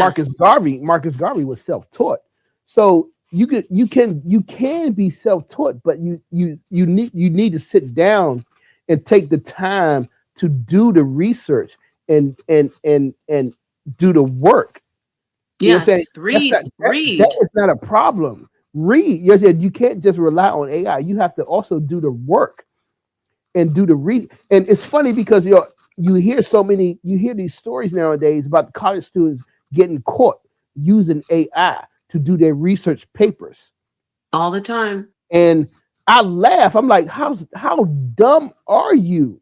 Because when I was growing up, I remember we had to it's like the teacher would give you a paper is a paragraph, and you had to fill in the blanks of the paragraph. And it's like, and then it's like they give you another homework. Like you fill in the blanks of something that's missing. The other homework was that they give you words and you had to define these words. You had to go look them up and define the words, but you could not use the definition that you found in the dictionary. You had to come up with your own definition. It's to show that you can comprehend it. It is like these people, it's like these kids nowadays, like, how dumb are you? You just going to regurgitate exactly what AI says, and your teacher is looking at it as like, yo, this came from AI. Instead of you know what I'm saying, rewriting the shit and making it into your own word and your own thought. It's like, come on, people. Like, what the hell are y'all doing? Wow, that's deep. That's deep. Yeah. So I just I mean, it's scary. I mean, yeah, AI is a tool. Everybody say AI is a tool that we can use. They came up with this new tool. They invented a new tool that we use. Fine, we're going to use it. But we can't just completely rely on it. I mean, one of the things for me, I remember, I would say this real quick. I was in Cal 2, when I was taking Calculus 2, my teacher was an Indian lady, a short little Indian lady, and she was like hardcore. And she hated, I was the only math major in my class. Everybody else was engineers. And she did not like me using a calculator. And this was back in when you know what I'm saying, back a couple of early 2000s when they had the TI 90 calculators. Yeah, the Texas Instrument. The Texas Instrument 90 calculators. And she would look at me, was like, what are you doing? You don't need a calculator. Put that away. And I was like, what the hell? And she would only say that to me, not anybody else. Wow. And the thing was that she was Wow. trying to get me, because as being a math person, she was trying to get me to use my brain and not use a Right. calculator. And it Mm. wasn't until years later that I realized that she was an elder. She I She think wasn't picking on you. She was trying to make you better. yeah, she had to grow up in like the 1940s or some shit. I mean, sorry, she had to grow up in the 1940s, which they didn't even have calculators, or they had like basic calculators, and she Or was they doing had an abacus too. yeah, and she was doing My cow mom too had an back then. abacus. My mom used to count up add up the bills, and she'd be on an abacus at the table, y'all. I'm serious. But go ahead. And she was doing cow too back then, where you used to use graph. You got the graphing techniques on a calculator. You got all the the iterations on a calculator. They was doing all that by hand, and it Mm-hmm. hit me. I was like, damn. I said, all right, I need to do this by hand. You know what I'm saying? And I stopped using the calculator, and it just made you better. It just made you better at doing the math and understanding what you was doing. You know what I'm saying? And Right. I do the same thing with my kids. I make my daughter's in college now. She took calculus when she was in high school. And Yes, yes, I would yes. make her work it out when, by hand. And, you know what I'm saying? That's awesome. And she used to hate that. You know what I'm saying? But That's beautiful. it makes you You use remember the your scratch brain more. paper with the Yup. scratch paper with the little pencils? Yup. Yeah, you're from my time. So But yes, I appreciate you coming up here. I want you to join more. I do need to talk to you more. I've seen you do some presentations. I would love to talk to you about the afterlife, which is a metaphysical topic, by the yes, way. I yes. don't um uh would you just close out? I want you to have the final word, and then I'm going to end this stream. But I so am glad that you know what's awesome. Okay, now y'all, I'm getting metaphysical. I'm getting to my spookiness. For you to come in and actually bring up that presentation that actually sparked me to do this stream, it's not a coincidence. Okay, that's all I want to say. I don't want to get people think, look, she's over here trying to tell us about physics, and look at her getting spooky at the end. So it's awesome that you came in and shared that. And I agree with you that there's a difference. There are different sciences. There's one universal language of science that you say and it's Eurocentric, but I would like to know more about African science. You don't have a book, right? No, Or no, do you? not yet. No, no. That's what you need to do. We all need our books. We all need to Hmm. do our books. You know what's sad is that now I know you're going to write your book on your own, but like you said, we got people writing books through AI. And then when you so if you're someone, you sit down and you have your tome, your book that you write, it's like, I really put work into this, and we got somebody over here with 13 books. I'm not naming anybody. And you wonder, like, okay, you know what I'm saying? It's like Hmm. you put all the work and effort in, and then somebody comes in behind you and they've got a book that they wrote overnight with AI. That's the part that saddens me. Yeah, yeah. That's exactly what I was thinking when I saw that presentation. I was like, wow, this guy, he put a book together, but if you ask him a question, he can't answer it himself. You know what I'm saying? Yeah. He has to use the thing. So I'll end with this, Sister Nepal. Me like say I got my degree in mathematics. I consider myself an Amos Wilsonist. And Oh, wow. That's awesome. I think I think that we black people, you know what I'm saying? After getting my degree, I feel like we need to get back to approaching science and doing math the way our ancestors did. And the reason I feel like that is because we enter this new era with AI, and we have to fight back. Our ancestors proved that they had a civilization that lasted for 4,000 years based on their understanding of the universe, mathematics, and science. Their approach to the universe that lasted for 4,000 years. Today, you cannot build a dog shed that lasts for 100 years without refurbishing it. But yet Mhm. our ancestors was able to build structures that still stand today. So I'm saying that we have to get back into approaching science and research the way that they approached it. And it's going to help us. It's going to leapfrog us over everybody else. It's going to bring us to the forefront. And if you guys take a time to look at the brothers and sisters on a continent, that even though, even though they got their degrees, from these European universities, they still doing science that's remarkable. I mean, I seen somebody who made an electric battery out of water. Oh Somebody who yeah, the made, African, they're elite over there with that. yeah, Yes. they doing The so much boy, what stuff. about the boy who got all the scrap metal and I think you're talking about the same thing. He went and did all to the trash heap and got all the scraps and he made was it a battery? A The little boy, I battery, think it yeah, was. Yeah, yeah, yeah. yeah, that's amazing. It's That's so much amazing. stuff that our approach and understanding the universe that we already know that they have lied to us, they deceive us. And so in my research and what I've been looking into, I've been able to show that they completely lied about the mathematics. Our ancestors was way far more advanced than what Hmm. they've been saying. I mean, they in ancient Egypt, ancient Kemet, they try to say that their level of mathematics stopped at algebra, and that is not true. Not true at all. You cannot build those structures with basic algebra, and I've shown that. So I mean, we as a people, we have to yes, we have to be critical of the people who are coming in and not doing the research and not doing the work. And we want say we want to stand with them because we have this new tool. And I think that Marimba Ani in her book Urugu, she's shown us that the Europeans are completely opposite of us, African people. Their way of viewing the world is completely opposite. And so Right. whatever they do, whatever they show us, that's is the way, is the life. It's not. And Oh, I'll leave it at that.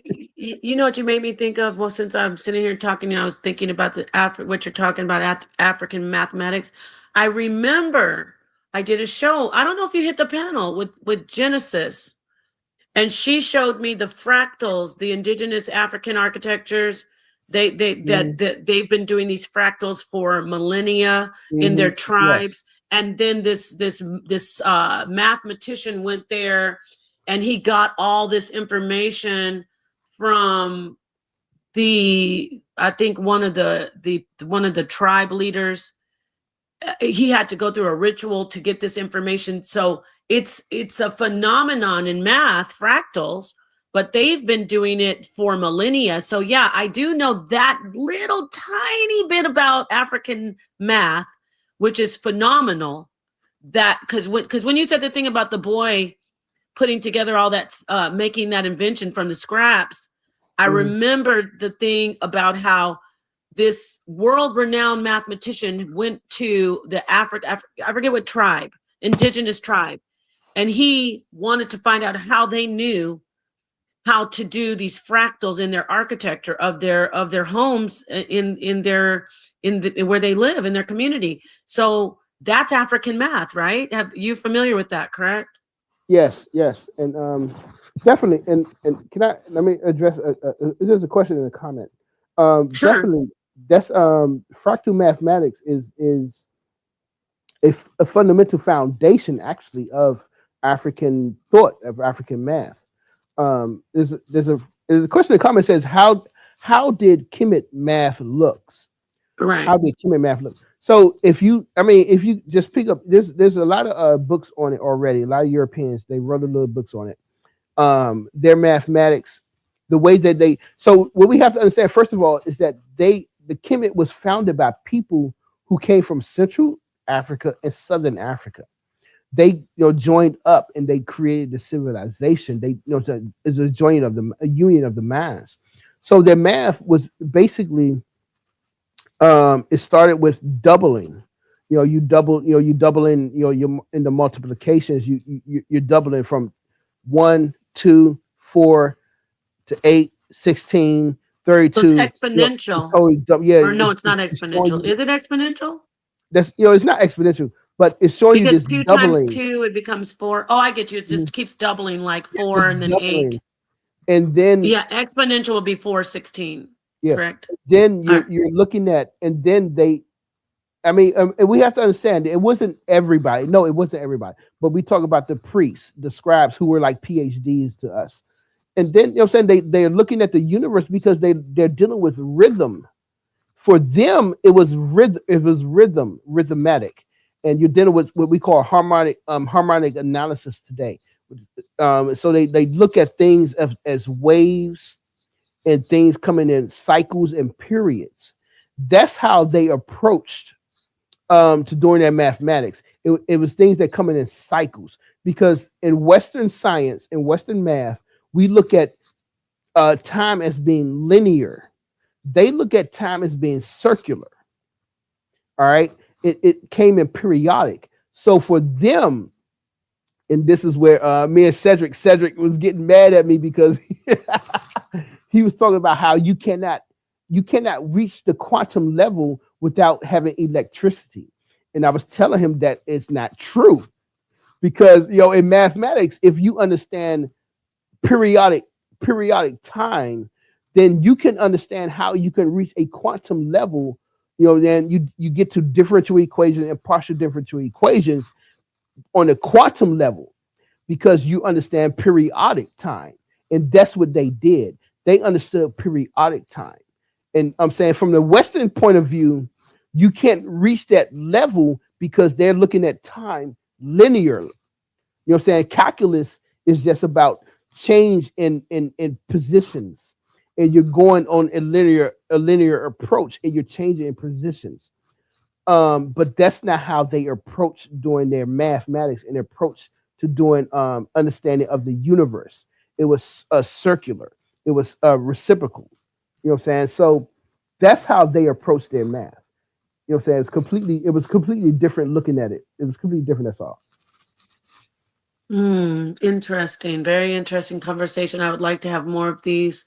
I'm going to try to, hopefully you can join when I try to have these conversations about, juxtaposing mainstream, so-called mainstream. You say, I want to be clear, you call it Eurocentric, which I'm not saying you don't have a basis for that. I know why, obviously, yes. Eurocentric, just put it next to African science. I would like to do that. Wait, I kind of got off track. Yeah, so what I would like to do is have more conversations, not just African science, even just saying, what is the metaphysical, is it defined, how is metaphysical defined in African science and compared to mainstream? It's not even in mainstream science. And I think that's what I'm trying to, with this presentation, or not with this presentation, with this talk, I'm saying, if we were doing African science, let me articulate myself better. I'm kind of distracted. Okay. If African science was what we know as mainstream science, we wouldn't have the separation, the complete stark difference between metaphysical and physics. We would have the metaphysics comfortably present. I'm just assuming in African science, as I see with the fractals, because the fractals, it's a spirit. They go by a spiritual thing. It's not just about the empirical evidence. Oh, this is how I observe this, measure this out. This is how it's measured. This is what it's supposed to be. It's more a blend. So I would think that the African science wouldn't be the conversation I'm having about physics versus metaphysics. Metaphysics is ingrained in African science, correct? Yes. It's all one. That's the thing, because as we look at the people from the continent, they don't separate their worldview into like different components as they do in Western culture. And that's I remember growing up. I mean, so for me as a teenager, my dad used to make us watch like people like Marimba Ani, John Henry Clark, Ivan Messer. We had to watch them growing up. You know what I'm saying? It was no choice. We didn't have a choice. You know what I'm saying? And so watching them growing up, and they used to always talk about African culture and what I'm saying, people, being connected. It's a holistic culture and this and that. And I didn't understand. I couldn't comprehend. I'm like, what are you talking about? Because I grew up here in America. And it wasn't until I went to Africa, when I went to Ghana, and I was able to see it. I was able to see what they meant. Because like when you go over there, you will see you will see like a barber shop, and it'll be named Jesus Best Haircut Barbershop. You'll see another barbershop, God's blessed barbershop. Grocery store. This is the best. This is God's faith grocery store. You know what I'm saying? And then it hit me. It's like, oh, that's what they meant when they said that the spirituality, everything is incorporated into their life. It's not separate. And so that's the thing with the with our people. There's a brother named Dr. Zulu. He passed away a couple of years ago, but he wrote a book called Secret Waters of the Desert. And he was a mathematician. And he was explaining how that he was from South Africa, and he was explaining how that and I think it was Basueto. I want to say Basueto. I don't know. I'm gonna butcher that name. He was explaining how in their language that you don't have, in our language, like right now, we're talking about metaphysics and science and physics, right? We getting into it. We're talking about that. But then I would say that something like, if you will walk 10 paces and you can score a touchdown, it would be nothing with the football. So the conversation would switch to sports. But for them in African language, the conversations don't switch. It don't switch from mathematics to spirituality or to religion or to politics, because in their language, he was explaining how in their language, their language uses mathematical terms all the time. So you could be talking about things and describing a situation, but like for example, we're here in America. We talking about, you're at a cookout. Hey man, go get you a plate of food, man. Hey, we got some good food. We got the ribs over there. Go get you some ribs. For them, they would say, go pour yourself out a plate of food. Go get you a poured plate of food. We say, I'm taking the trash out. They say, I'm pouring the trash out. You know what I'm saying? So it's a different, so they don't, so in their mind, the concept of mathematics, of doing things, of this action is already there. It's not a switch in the conversation. And he was explaining how, you're talking about going around a curve or going up a street, and the word that they use in their language describes you going around a curve. You know what I'm saying? As we use in mathematics, this curve, you're taking the tangent to the curve or whatever, but they don't have to do that. It's already into their language. And so that's what we were talking about, something that's holistic. It's like it's incorporated into the language, it's incorporated into their lifestyle and how they live. You know what I'm saying? It's just their way. It's just their way of living. And so for us, it's broken down. We can't. You know what I'm saying? I'm a teacher. I teach in public schools. We can't talk about. Well, we can talk about math and science, but you can't talk about politics. You can't talk about spirituality or religion. You can't relate the two. It has to be strict into English, math, science, and it has to stay in those fields. Whereas in African culture, it's all one. You don't separate it at all. And I think it won't. Most of us will not understand this until you start reading books on African philosophy. You have to, you have to look into how they approach their, understanding how they view the world. And that's one of the things that I've been able to grasp as growing up over the years, was reading books, by on African philosophy by brothers and sisters that's written books on this subject.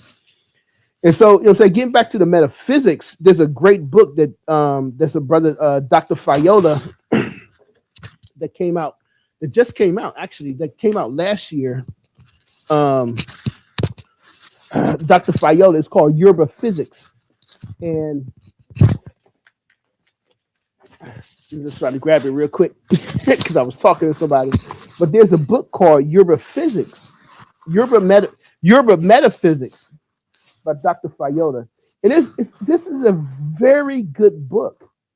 This book, he breaks down Yoruba metaphysics. He breaks down the Yoruba spirituality. And even though he's talking about the Yoruba spirituality, you can apply it. You can understand it. You can understand how the ancestors, the people from Kemet, view the world as well.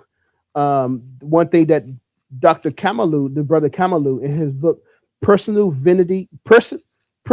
Divinity, and Nature, he talks about how in African history, our spirituality, our cultural development was interrupted by the Europeans and the Arabs, and we could look at a continuation if we start to connect. You look at Central Africa, you look at East Africa, you look at South Africa, you can see the same similarities in the spirituality, and you would connect them. When things are disconnected and don't make sense, you could find the answers in another system, because basically the fundamental elements of that system, they're all the same. And so when it comes to metaphysics, understanding metaphysics with today's physics, one of the things a brother Stephen Alexandra, in his book Fear of the Black Planet, who's a physicist, I think at Cornell University, he says in his book, that most modern physics is catching up, is in agreement with ancient cultures, which we find out that most modern physics, they say that the modern physics today is in agreement what the ancient cultures has said. The university started from a singularity. What they say in Kemet, the university started from noon, from this mercury water. That's what modern physics says. Today, the universe started from a singularity, that this mercury type of heated plasma that was in the beginning of the universe.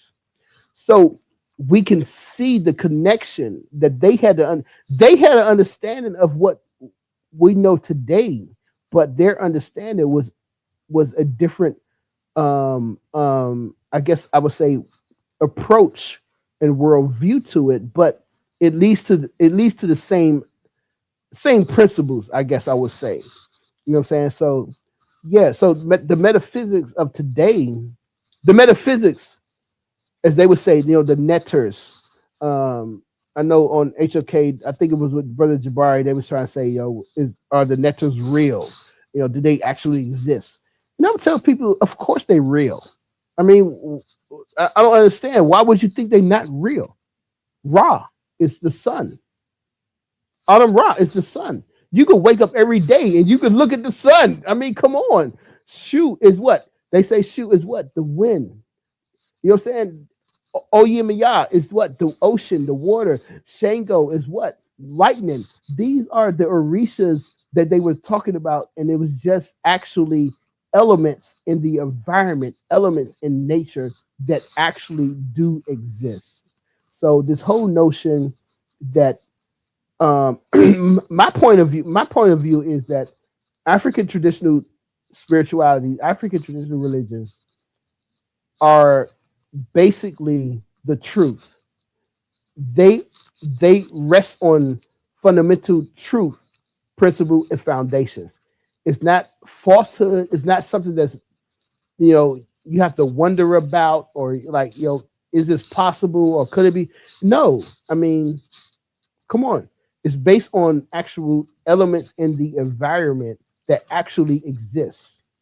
And all you have to do is understand it and apply it.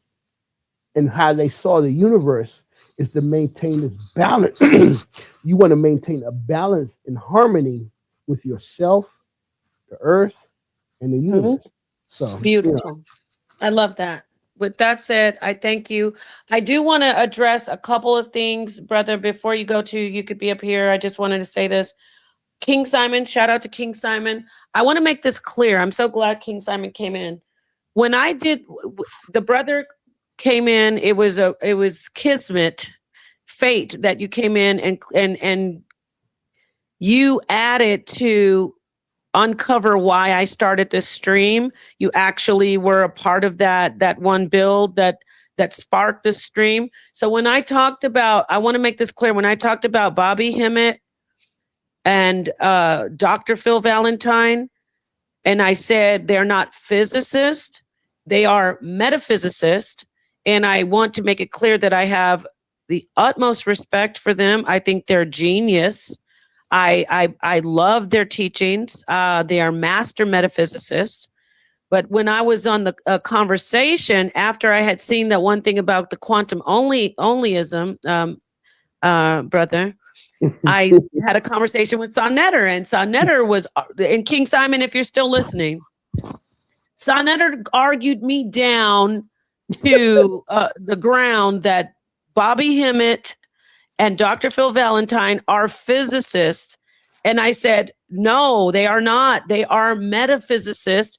They teach metaphysics. They don't teach, of course. And then we get to where I talked about the reduction to absurdity. And I talked about how you and I both say in African science, there's a blend and there's a comfortable space for metaphysics and physics to exist together. So then that goes back to Bobby Hemmett and Dr. Phil Valentine. So I'm not saying they don't, what I'm trying to get at is I'm not saying they don't know physics. When I talk about people need to take lessons and go to school, I know those two, especially Dr. Phil Valentine, I'm positive, because I am an initiated, a woman of Queen Afua and things like that. So I know that these particular teachers, even Queen Afua, they're not just getting in here not knowing what they're talking about and not doing research. They are very, very wise. They're very, I know people don't like this word, educated. They've done the research. They've done the studies. They know physics. They know metaphysics. So I want to make that clear, because I don't want anybody walking away from this saying, "Ooh, she was saying Dr. Phil Valentine doesn't even know physics." And you know what? I'm talking about everybody else trying to follow in their footsteps and not even picking up, basic information. But so shout out to the greats, Dr. Phil Valentine. I would love to bring him back on. It would be an honor to have him on, just for him. And I'm gonna let you talk about it, for him to sit and tell us the difference. And then, like this brother, talk about the merge, the merging of the two and how they exist together. So just want to make that clear. Go ahead, my friend. And you know what? The most of our elders, from the 70s and up, they didn't have degrees in physics and mathematics. There weren't formal degrees like that. I get what you're saying. Yeah. And yeah. I mean, I don't. But they still know it. Yeah, I don't know if I'm. I don't know. I mean, I don't know who, but I don't know if I would say I don't know if I'm the first. But African Centered Mind person to have a degree in mathematics. You know what I'm saying? To think the way I think. But yeah, most of our elders, their degrees was in history and philosophy, psychology and stuff like that. It wasn't from the quote unquote hard sciences. You know what I'm That they saying? knew the hard sciences. They learned, they had to get those right. Like it wasn't that. Well, my point is that you agree they were exposed to it. They weren't just like jumping in and not even like you're exposed to it. You Mhm. I'm on the right track there, Yeah, correct? yeah. Definitely. I'm exposed to it. I can see it. Like one of the greats, what is it? Oh my God, I forgot it already. Keep going. I'll remember it.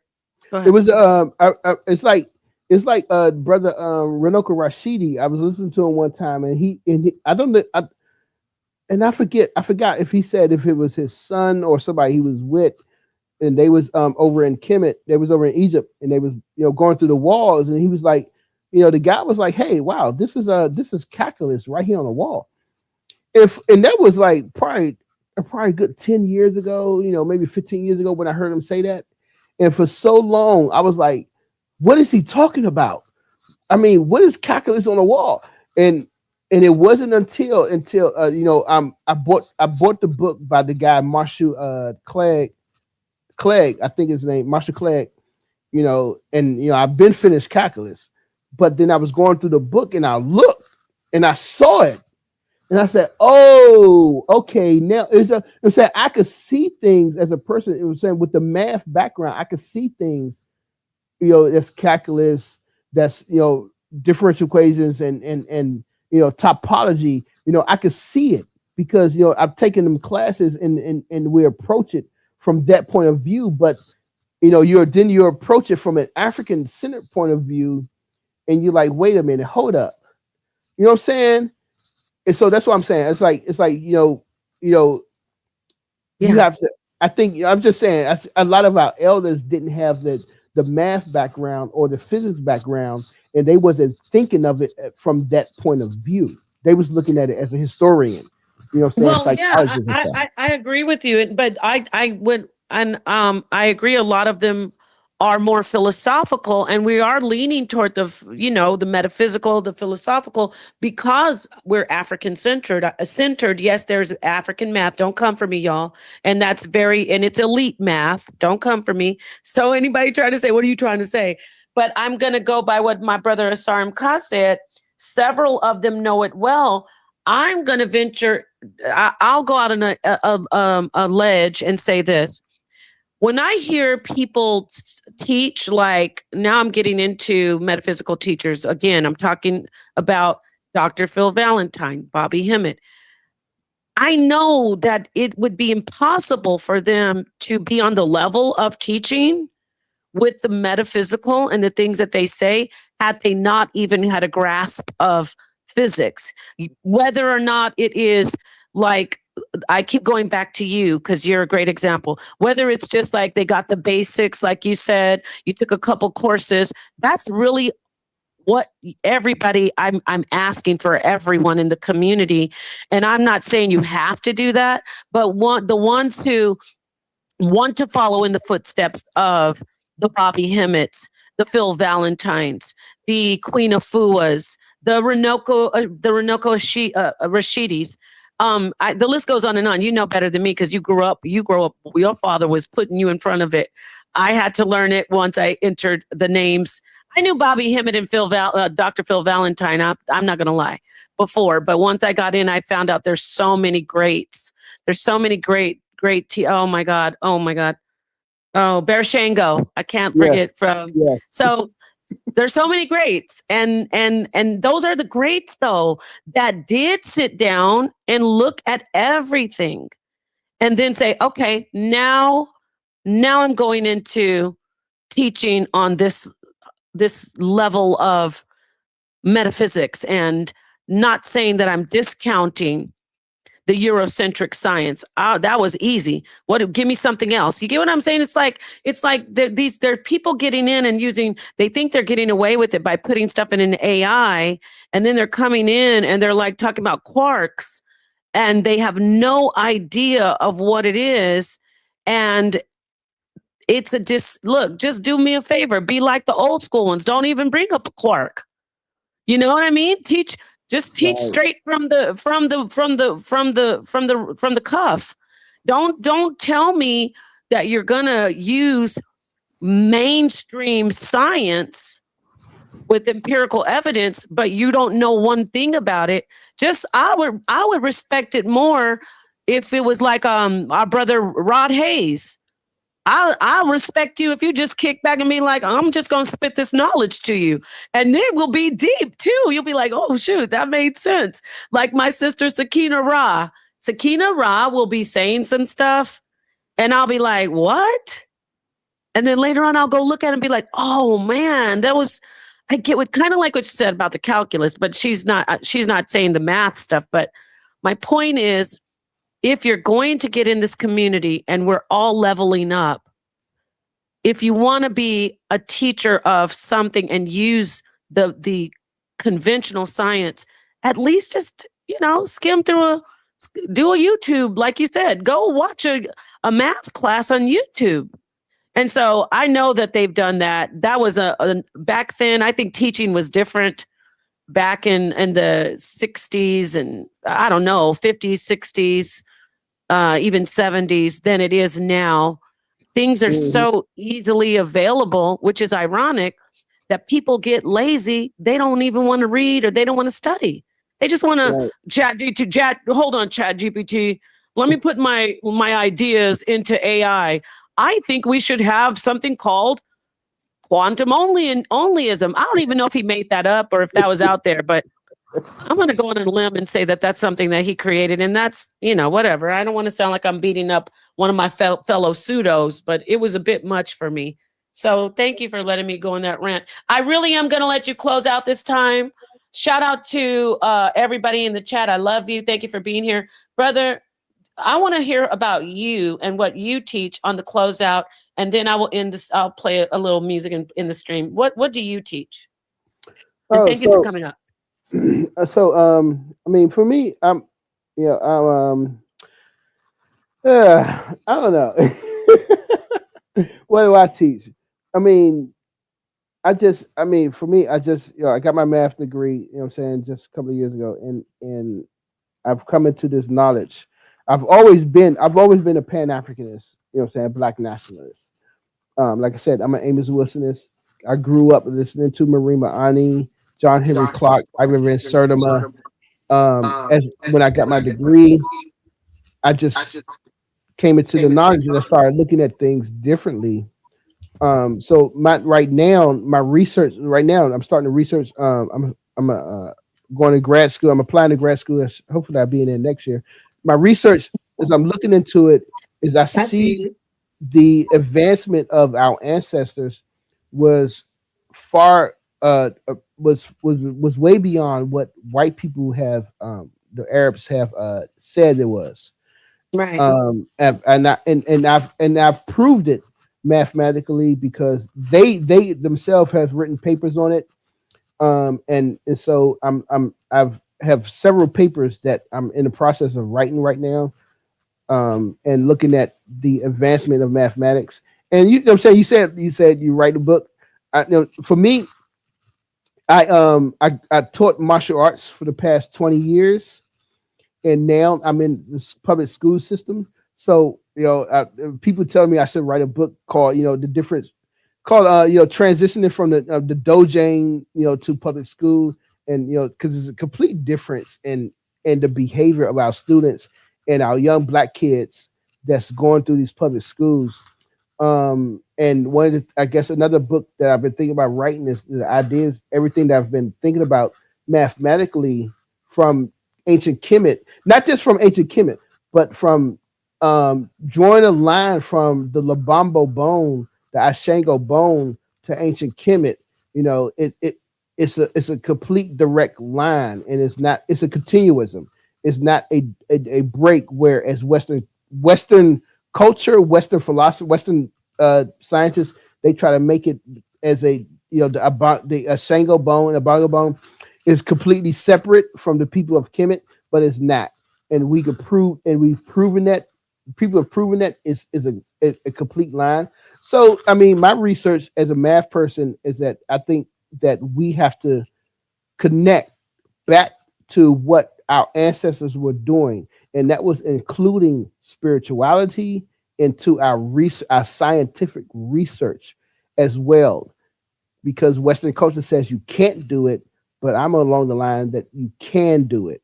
And so that's my focus right now. And I think I've proven it, and I think that we can prove it. And I think that it will make us, it will leapfrog us over everyone else, and it will do us a benefit for the future. So, yeah. Beautiful. Ashe, thank you so much for joining. Here we have a special treat. Just when I thought this couldn't get any better, King Simon is in the building, the numerologist of all numerology. Don't do Peace, that. my brother. Peace. I'm just your brother. Just your brother. Man, some respect to you, man. Thank you very much. Any books you got, man, let me know if it's on Amazon. I always study science. I study metaphysics, science, and I'm proud of whatever you're doing, my brother. Keep on doing it. That's very important because the next 100 years, we're going to have to keep that level of study and research to another level, man. And that's keep on doing what you're doing, my brother. It's the first I'm hearing of you personally. So I'm just, I love when people are doing things, man. And you got mathematics. I love that. Another brother of mine named Joshua Sarah, he does mathematics also. He's a great mathematician and all of that. So, of course, Nepal, big up to you. Respect all the time to you, Nepal, and your whole audience. And big up to Sanet and the whole family. I was, bringing in those elders, man, like working with Delbert Blair, Bobby Hemmett. I only just used to go to the lectures at LIU in different places, but Phil Valentine, definitely. Their level of going into libraries and handing in their library card to go and research for hours is different. A lot of people don't realize that. And yes, they did study, especially Dr. Blair and even Bobby Hemmett and Phil Valentine. They did study science, but they understood our energetic spiritual component to it. Because even when I read Nikola Tesla's autobiography, he also understood that you had to tap into the other side and not just stay on the physical. So I read that autobiography, then I read a biography, but the autobiography is not even that long. So I don't know. There's no excuse for people to not study the maverick scientist himself, Nikola Tesla. You got to go study people like him because they're still using his technology to this day. So, and I think, like I said, a lot of them was autodidactic, of course, self-taught. And I think it's important that people know that a lot of the degrees that, many people came about with, especially in the early times, people were studying, people was researching, people was looking at plants, people was looking at, things that went up and what came back down. And, even before colleges and universities, so I think people need to really give our elders some real deep respect for even going out there and doing it. I'm not talking about anybody on this platform. I'm just saying a lot of people on disrespecting our elders and don't realize Runoko Rashidi, and I've worked with him, that told me personally that he had to sneak little cameras in, or they would have killed him or arrested him, to get into certain places and to take those pictures and do certain things. There's a lot that they had to do, man. And I'm just proud of the journey of all of these elders and the young brothers and sisters that are coming up. All you have to do is just add on. Just like back in the 5% day, we just had to add on, bring the knowledge, bring more. Okay, some of them made some mistakes. Some of them missed a few points, but keep on adding on. We don't have to destroy them or try to destroy the knowledge that they have, because they was only working with what they had at that time. Right. You know what I'm saying, brother? That's a good point. They're working with, people almost got killed. Even Sheikh Anta Diop, he almost got taken out for a lot of this stuff. Gabriel Aibo almost got killed twice for what he was doing. You know what I'm saying? And until he had to go into hiding. These are elders, man, that has been doing their thing, man. And Phil, Dr. Blair's wife got poisoned. Oh my! Wow. His wife got poisoned and died. What? And his wife got poisoned. That people keep on not realizing that him and his wife got poisoned. He didn't eat the food like she ate the food, and she passed on a couple. Where did they get poisoned at? A party? In Chicago at a dinner. But remember, he was teaching he was also not only a pastor. Dr. Blair was also teaching in science. He was also a lab technician. He was studying, an engineer. People don't even know Dr. Blair. Beautiful. I love it. You know what I mean? Wow. Beautiful. know, So people he don't knew know both that. sides. I think that's what makes them masters Yeah. is, yes, when you say autodidactic, when you say they are self-taught, Right. this is what I needed to, when I say in the title, Yeah. I asked, did Bobby Hemmett or Dr. Phil Valentine did they teach academic physics? The straight first easy answer is no. They taught beyond that. That's the draw for the video, but they knew, they studied everything. You had to. And then they brought it to us. But these people now, and you brought up something, King Simon, that I didn't touch, and I'm glad that, see, this is what this is a beautiful video. I'm glad, because also don't disrespect what Dr. Phil Valentine and Bobby Hemmett do, because you don't mess with that, or all the other greats. This isn't for me to talk about them. I'm letting people know we need, as a community, to do what they did. We need to study both sides. Queen Afua knows both sides. She just brings it to us and says, okay, now let me show you the entirety of the holistic. So yeah, I love that you came in with that. And a lot of people don't know. A lot of people don't know Queen was married to Phil Valentine first before Baba Heru. So they don't know Baba that. Heru. And Bobby went to Baba Heru. Then she went to Baba Heru. So again, a lot of people don't know the because when you book them and bring them into town, you get those side stories at the hotel or at the places or before on the phone, all that kind of stuff. And, they're all going to, everybody's passing on. We're all going to transition from this realm. But it's important that we keep the integrity of what they taught, because I know Dr. Valentine and Bobby Hemmett and Delbert Blair didn't want nobody to follow them at all. Nobody to be a leader, didn't want to be a leader of anybody's cult or anything like that. So when people from the Nuwapians accused Dr. Valentine of stealing from Dr. York, he said, man, you act like nobody else can go and study when Dr. York had a whole research team.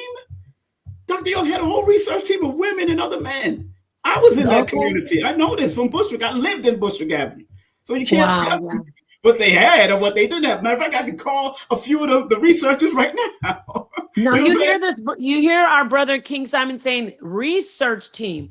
They did the research. They learned about everything. So yeah, so go ahead. I just want to keep pushing that.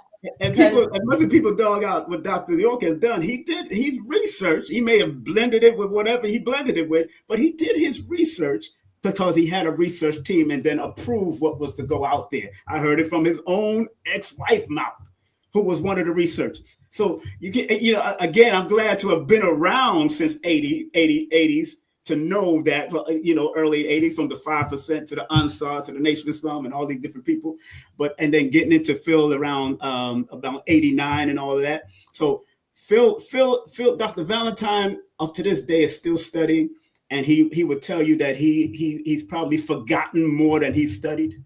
You know what I'm saying? Because I want to ask you this, since you know him very well. Yeah. When in the title, you answer that question. Does Dr. Phil Valentine teach what our brother on the panel calls Eurocentric, mainstream, conventional science, physics? In a nutshell, explain to them and if he does or doesn't, tell us what he teaches. Does he teach that and explain if he does? You know what I'm saying? Does Dr. Phil Valentine, because this is really for Sonnetter, I already know the answer. Is Dr. Phil Valentine a metaphysicist or a physicist? Does he teach the metaphysical or the physical? Can you say that, please? And I'm going to mute out and let you go. He was always taught the metaphysics. That's why they called him the Grand Master of the underground metaphysics. But we got the bomb. You know I needed to have that bomb right in Sonnetter's face. But again, you got meta and you got physics. Look at Michio Kaku. I put it in your. If you read his book, Michio Kaku is calling it metamaterial. I love it. Yes. Wait, I got to show you the bomb. Michio Kaku. A scientist right here in New York. Teaching, thank you. He's calling it metamaterial. So gradually the scientists, the string theorist himself, that's been Yes. one of my Michio Kaku, one of my favorites. Yes. one of my favorites.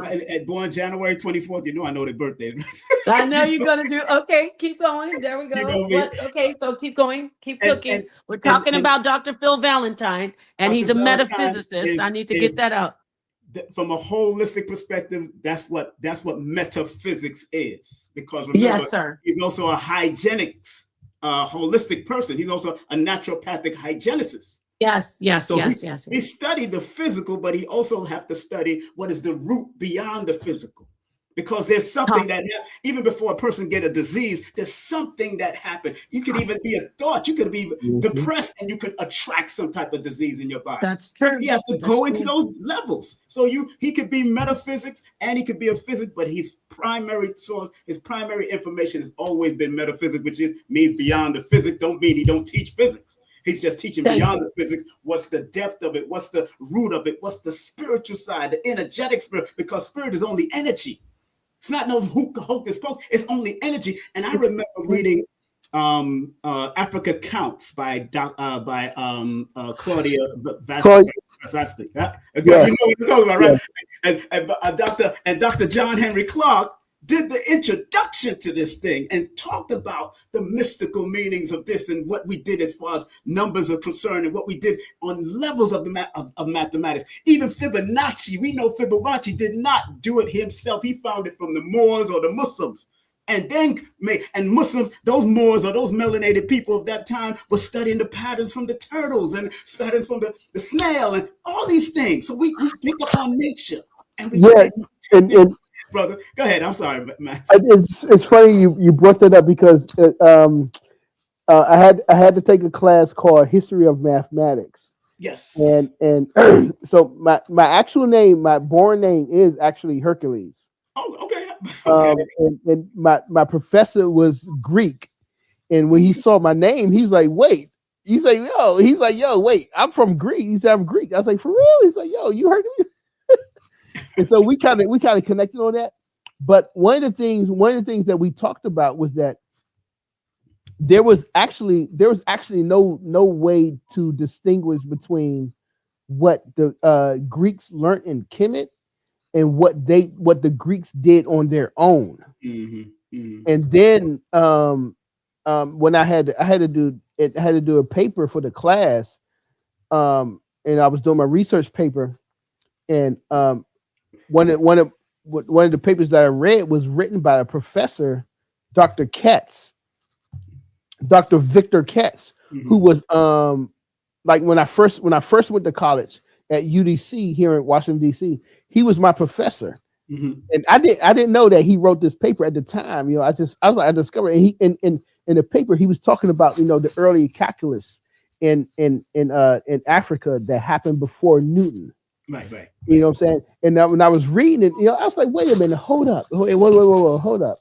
And it just made me think about, like, okay, the Greeks, they stole shit. They claimed it for themselves. Yes, they did. And I haven't been able to have the time to really dig deep into it. Mm. But I feel personally, I definitely feel that Newton, Bernoulli, and Isaac, and not Isaac, Lispix, and all these guys got their information from North Africa at the time, which was the mecca of science and mathematics when Europe was coming out of the Dark Ages. Right. You know what I'm saying? It was the mecca at the time, and it was. I remember John Henry Clark saying that at this time before slavery, it was books that was more valuable than anything. And I remember him saying that, and I was like, wait a minute. And then, just reading the book, it was a book by I think it's the brother Robert Walker or somebody of Blacks in Science. Yeah, Robert Walker from England. Yeah. I'm trying to get him on my show. And it's like, wait a minute. Because let me tell you this, because at the end of the class, the professor asked everybody, how do you feel about the class? What y'all think? And I said straight, it was me and one other Black person in the class. I said straight up. I said, look, I feel like either white people are dumb or y'all lying about history. And I left. And I walked out. I said, I'm out. And he hit me up later. It's like, Hurt, yo, you can't just leave like that. I said, no, man. I said, for real. Because if you look up today, every research paper written on mathematics is written by 3 to 4 different people. Right. But yet back then, you got only one person coming up with all these different mathematical concepts and conclusions by themselves. They had nobody else working with them. Nah, man. Either y'all became dumb over the time or y'all lying about some shit. That was my conclusion. That was my conclusion. It's like, how could they come up? Bernoulli. I mean, everywhere you look at in math, like you see the name Newton, you see the Leibniz, you see Bernoulli, you see Lagrange, you see all these names in from calculus to differential equations, to topology to real analysis. All this stuff, they have their names on everything. It's like, how y'all got y'all names on everything, and y'all did it by yourselves. And the thing that pissed me off was the guy Leibniz. Leibniz, he was a lawyer. He only decided to get in mathematics after he got his law degree. Then he got into mathematics, and he came up with all these informations on calculus. Never did math in his life before that. Wow. I was like, how does that make sense? That is crazy. So that's one thing. I mean, that's one thing I need. I really want to I need to go in depth to the research. The facts, like, come on, man, you guys, y'all BSing on something, yo.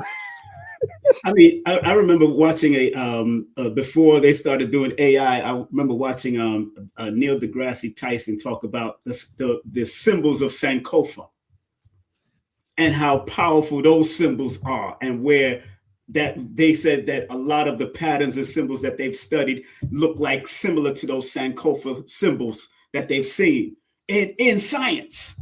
Mm-hmm. So you can't negate all of what regular sciences are talking about, but what the metaphysical scientists have been talking about, and what the ancient indigenous ones of Kemet and throughout the continent, and even on this side of the planet Earth, even into Mexico and all the mound building and all that kind of stuff, it's there to see. You know, it's all. I remember Brother Panic talking about, we learn through symbolism, trauma, and repetition.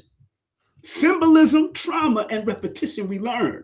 So for either people to even get into understanding science in any way, it has to be repeatable, observable, and measurable over time. All of this is basic science. Even when I do it with numerology, I look at the repetitiveness of it. I observe it over time in celebrities and family and all kinds of, and I also measure it and show how it does apply. Even people could call numerology pseudo, but numerology only means the study of numbers. That's all it means. So, brother, let me ask you, have you seen it in your life? The repetitiveness in your life? Of course, to this day. Now that I'm 59 now. I've been seeing the repeating of it coming back, even with family members, myself, my health. And when I know I'm going into a health cycle, I do certain things different, and I get to offset that and get away from it. So you got to know you got to know how our ancient ancestors were able to look at pattern cycle sequences that can cause probability, statistics, and possibilities. This is what it's all about with science and metaphysical science. So I love, and somebody talk about credentials. I said, my credentials is studying nature for 10,000 hours, studying numbers for 10,000 hours. You know, just like a master in martial arts, they get their degree. But I don't mind. I'm not against people going to college, but I didn't go to a metaphysical university. The only metaphysical university out there, again, in Phoenix, Arizona, is owned by white folks. Phil Valentine told me, those things are watered down, because one thing about Phil and his metaphysical university on uksnow.org, he back in the day used to take you into the park to go and see it for yourself, to show you the different movements of plants and how to grasp them and what's their reaction. You start seeing the energetic movements and thing of the plant life. He used to take you to do certain things back in the day in the 80s. So, a lot of people don't realize that, sometimes it's about you going to do the in-depth research. Go into university if you have to. Go in there like a spook who sat by the door. Dr. Africa did it. Went into a university because he knew that our people, like people in the chat might say, your credentials. Dr. Africa went and got the credentials because he know our people need to see the white coat and they need to see that. And he taught his students, Dr. Africa taught his students to go and put on the white coat if you have to, because our people are so psychologically, mentally messed up that they believe in the white coat and a stethoscope around your neck first before they believe in what you're teaching. Even if you went in the fields and learned from your grandmother about the herbs and the spices and all of that stuff, you got to go and put on this white coat. So that's why Dr. Africa went and got his credentials. He went and got it. He said, get that. All right. Let me say something to my let me just say, I mean, when I was young, my dad introduced me to numerology before I got into mathematics. Oh, really? And, I think I was like 19. I think I was like probably 19 years old, and I had the book. Brother. I forgot the name of it. It was called Numbers and You. Yeah, Lloyd Strayhorn. That's my Bible. Yeah. So he gave me that book, and he's like, you need to read this. And I admit, I think I was 19, but I think it took a good 10 years. Here it is. 9 years before it seeped in. Before it came in. And let me tell you, family. Let me tell you right now. I ain't paid rent in 10 years. I've been all over this world. I've been to South Africa. I've been to South Asia, and I ain't paid a dime. And it's all because I understood which women that I had to deal with and which women I don't get along with. That's right. And once I understood that, when I was like in my late 20s, I only messed with certain women, and certain women would do things for you. Right. I had women pay for my whole tuition straight up. I was like, I gotta take these 4 classes, man. And they was like, man, ain't nothing. They wrote out the check, pay for it whole straight up, because I understood because I only deal with women that had certain birthdays was born in certain years.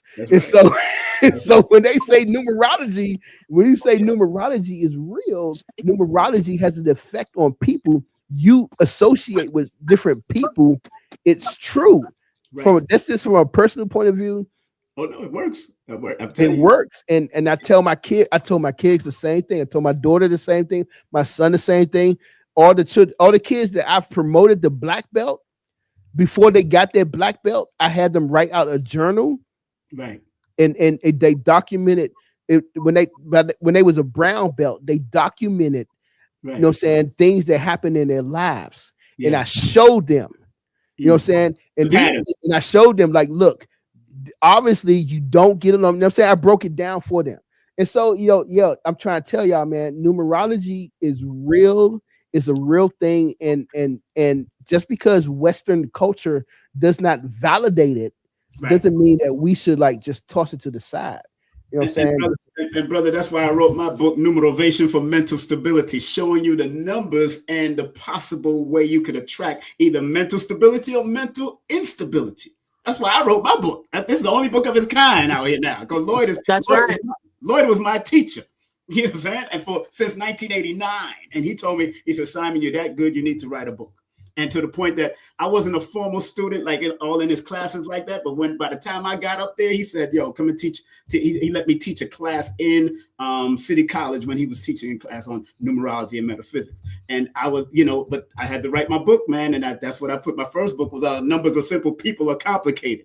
Because that's what 1 + 1. I love that I could bring. I didn't know you two didn't know each other. I would love to see you two build. Maybe you could get him, because the brother did a presentation. I don't know if he mentioned on Zonetter. No, I didn't see. I got to get your information, brother. Nepal. You know him personally. You know the brother personally. Oh, Sonetter knows it. You know Sonetter. Sonetter has the brother's information, Okay. but I don't. But you could just. I would like for you to just exchange. Yeah. I would love to see him on your show. King Simon has a great show. Yeah, you can put it in the private chat. I did my presentation was on African black mathematics, black science and stuff. Oh man, I love to see that. That's what I did. You're talking to a number file right here, a numero file. But we have possibly two numero files, but King Simon is the numero file of all numero files. Yeah, I'll put my number in the back chat if you want to, just text me. It says, I love it. Okay, I love it. Is it the 347 one? Yeah, the 347. That's my. Okay, cool. Yeah, awesome. That's a public number anyway. That's a public number. But no, I really appreciate. I love math. I've been loving math since I was a child, and I never became what they call a mathematician. But when I got into numbers and numerology from the 5% Nation teaching it, the mathematics back in the day when I was 14, and then my grandmother always recognizing people's birthday. People just got to realize that whatever birthday or your name that is also connected to numbers, that vibration carries with you. As long as you keep on saying it over and over and over again, these patterns will start recognizing. You start seeing the patterns and cycles and sequences of the positive and the negative coming to you. Let me say this all transparency, because I said it before on my show. The two of my son's mothers, two of my children's mothers, not son, two daughters' mothers, two of my daughter's mothers. They were born. Three of my mothers, three of the mothers of my children, they were born under the challenge number. Now, I was dabbling, playing with numerology, but I never did it with them. And then to come to find out that they were my challenge numbers, that I should have avoided them later on. And I'm like, oh my goodness. And those are the same three that took me to child support. Oh, wow. The ones that took me to child support. Yep. The same ones. The challenge, yup. I said, damn, I should have looked at this from now. But I was in the club, I was doing my life, I was having fun, and I should have looked at it from there. I was just enjoying my life, man. I wasn't doing all that. But I could attest what you said, brother, because you can attract your challenges and you could track your power, and that will support you. So I've been doing this since '89. So I know that it's been working. Iyanla Van Zan is one of Lloyd's clients. Wesley Snipes, even when he warned Wesley about what was going on, and Wesley he got caught out there. It is what it is. You know what I'm saying? So we're not thinking that these things are dealing with patterns, cycles, and sequences. This is not psychic. We're looking at patterns, cycles, sequences, statistics, possibilities, and realizing that we can actually attract certain things that we don't need in our life, even to bad health, even to bad health. Yeah. If I'm going on the 1st of February, if I didn't protect my circulation by increasing my garlic intake, my cayenne pepper intake, or my turmeric intake, things that keep my circulation, ginger intake, I started doing garlic too. And the garlic too, and doing. And happy belated birthday, by the way. Go ahead. Thank you very much, man. And doing the exercise that I need to protect my prostate and all that, because I looked at the numbers and seen that I could attract these things on a negative level. If you do that, believe me, you could pinpoint, because just like you got a lot of y'all look at the weather, y'all look at weather reports. That's a meteorologist predicting weather. What are you talking about? Numerology is just the GPS. It triangulates where you're going on and take you to where you got to go. Some people don't need to use the GPS. I'm cool. But if you turn on that GPS, you want to get one. We used to use Rand McNally. We used to use stars and sun and moon and all that kind of stuff. So, I love this conversation. Thank you very much, Nepal, for bringing me on, of course. And always come on my channel, King Simon Presents. That's my channel on YouTube, or KSP TV Media on YouTube. And we're doing a lot, bro. So we got some great things coming up. Did you text me, brother? Yes, I did. Yeah. Yes. Let me make sure. I got Dr. B coming up. I got a few other people, coming up, and I'm waiting for. Please tell your husband that I'm trying to get him on. Why he playing with me? I don't know why. Why is he playing? Why won't he go do that? I don't. He likes to be the host, and he's out of his element when he's not the host and he's the guest. But he'll come on. I'm going to tell him tonight. I'm He gonna know tell I'm him gonna tonight. treat him real good. He know me. I treat my channel ain't about no drama. So Oh come no, on. he knows you guys are friends. It's just that he's more. I don't know. When he gets interviewed, he has to be more of himself offline. I think he Right. can't be that boisterous and real animated. Hey everybody, and what? So he has to be more of himself, and I don't think he likes to. It's like that Michael Jackson kind of thing. I know people might be laughing, but I'm being serious. Like he doesn't. I don't think he feels fully comfortable sharing, Yeah, I know. really sharing himself, but he'll do it with you. He'll do it with you. Yeah. He will. And I'll brother tell him Mansa, tonight. I didn't get Brother Hercules, Brother Mansa, I did not get your text. I'm here looking at my phone. It didn't come through. 347-496-1022. I can say it because that's my business line and my other line. But if you text me for a numerology consultation, I don't do readings. I do consultation because I want to consult you on how to move with your numbers. That's what I'm showing here. I'm not here to do all that kind of reading. I'm not no palm reader. I'm not big up to them, but I don't do that. I'm telling you, all of the presidents, J.P. Morgan, all of them understood this stuff. But let me say this about you, King Simon. I'm going to be real, and I mean this. Yes, but when you give him your numbers, don't be surprised if he doesn't peer right into your soul, because this brother is he is really the real deal. He can really pull it out. So that's another reason why Sonetter might not want to get up there. And I'm not going to talk about his numbers. I'm just talking about his life and bigging him up for what he has done. That's all I'm going to do. That Tuesday show is called Today's Consciousness in the Conscious Community. How can we heal it? And how can we change it? Oh, that's nice. I like that. Yeah. I got to bring you on because you've been a great part of this going on lately. I would love. I was going to say I want you to do. You don't have my new information, so I got to get that number too. I don't think you have my new phone number. No, but you change your number like the CIA chasing you. I don't know what's going on. Well, I had to change it for a while. It was rough. You forgot that rough patch we had. Everybody and their mama was calling me. I was like, Lord, I gotta help get me out of here. Let me give you my number in the back, you can have it. There I am. That's me. I think you got it there. I don't see it here. No. It says King Simon Presents. You sent it in the back. I didn't. In the private chat. Yeah, I'm looking at the private chat. It's not coming through. I see That's mine. interesting because you didn't see his either, huh? I didn't see it. Oh, he put it in the private. Yeah, I didn't see his either. No, I only seen. She gone.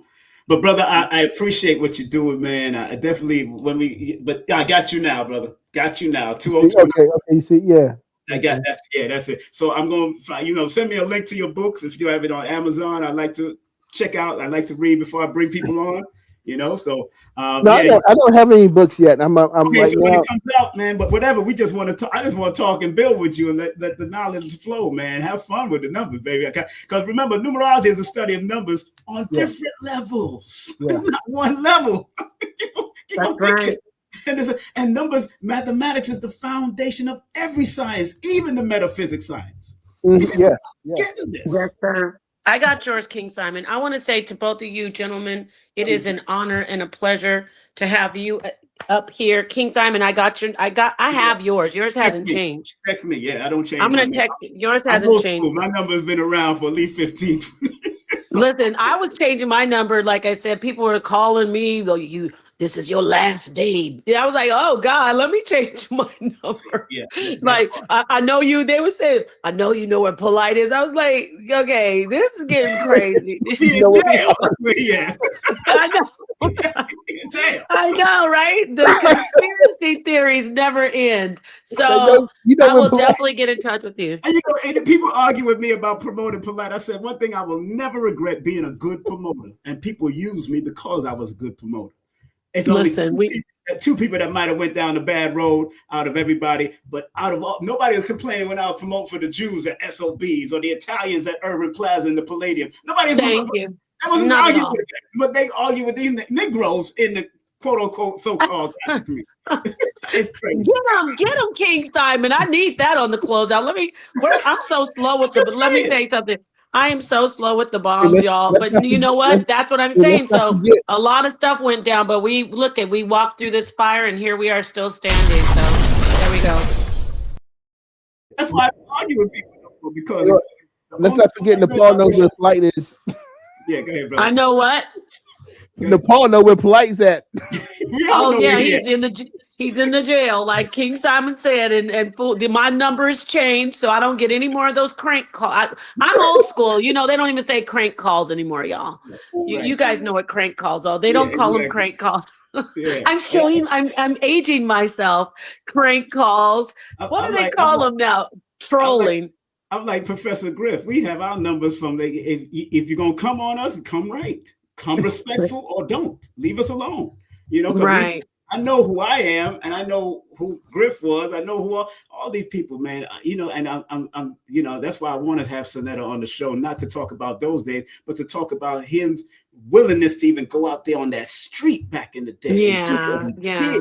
From coming out. I love to hear you guys talk. It's great because you go so far back. And you know what, King Simon, also, I'm going to say this in front of everybody. Yeah. We're going to be doing, this is from Sonnetters, what he's saying. We're going to be doing an in-person thing soon. We got to do a House of Consciousness in-person thing. Yeah. So I'm hoping you will be there. And, you know, I love to hear him talk to you guys, his original crew, you know. Yeah, I'm back in New York. I'm back in New York right now, handling some business with my mother. So I'm back in New York for a while. So I'm here. So I'm not in Georgia right now. Yay! I didn't know that. Okay. But you ain't in New York. You in New York? How do you know? I told you people don't know my business. I'll be saying I'm not in New York, and I'll be sitting right there in Harlem. How's your babies? How's your babies doing? Your two children? How they doing? Oh my gosh, they're good. My daughter, we just did you know, we have on my dad's side, we're Hispanic. We did her quinceañera, and for me, it was a big deal. People are like, why are you doing that? Are you spending that money on da-da-da-da-da? It's just a thing that we do. So that was something because when you said babies, she just had her quinceañera recently. She's 15, and that's my youngest, my son. That's the one going on the 19th. Yes. Yeah. I ain't said the whole birthday. I just remember. I know. I was like, you know what? Let me go ahead and end this stream. He seems to not understand. These fools will go look up my baby for months. Now they know. But why I said it's that? Okay. It's okay. I can't wait to see what she turns out to be being born under that 19 energy, because that 19 energy is one of, in numerology, that's one of the most best numbers to be born under if you use it correctly. Oh wow, that's you know what? That's beautiful. You told me that before. To number one, break down to the 10, because 10 is a wheel of fortune energy, and then the 1. So the 3 levels of the 1 is there. As long as 10 is the wheel of fortune energy. Yeah, because he's born on the 19. 1 + 9 = 10. 19 is the number that shine light on things, but it's one of the numbers. It's a karmic number, but you always got to be on your good. So if I have a 10 on my birthday. Well, I know what 10 months you're 10? You're 10? She born on the 10. Yeah, I'm a 10. Oh, okay. Yeah, she was born on the 10. Yeah. I've been telling her about, because she could get extreme, so I know she's going through the extremities sometimes, so she got to stay focused. You know how you in the store, or you hear your parents talking to another parent, mothers usually say, these children are driving me crazy. That's how I feel about the internet. I was like, this internet has driven me, it's trying to drive me crazy, but I won't let it, because there's always that last bit. Yeah. Because you remember years ago, I said you was born with an alignment number 7. So I'm not going to say, but 7 is one of the mental health numbers in my book. You have to protect your mind. Yeah. Let it go and release all this. After you come off, you should go meditate. You should do a lot. After you come off, I do all of that, but still I have to come right back the next day or right after the next. Come on, my mind is like, well, we're only human. No, just kidding. So it's good. It's all good. But you're right. I do have to reset, recalibrate, and that goes for everybody. Yeah. And not everybody does it, but people like you have to do it, because there's prominent numbers that says you have to do it. That lets me know that you could attract certain things if you don't do it. Awesome. And mental depression can come. In my book, Family Numerovation for Mental Stability, the primary numbers, now although all numbers have their health issues, the primary numbers for mental health is 4, 7, 8, 5, and 3. 5 and 3 are the last on the total point, because they usually suffer from nervous issues, nervous breakdowns. And I could go to celebrities and all of that to show you the patterns of them that went through that. Oh wow! Like Britney Spears, is she a 5?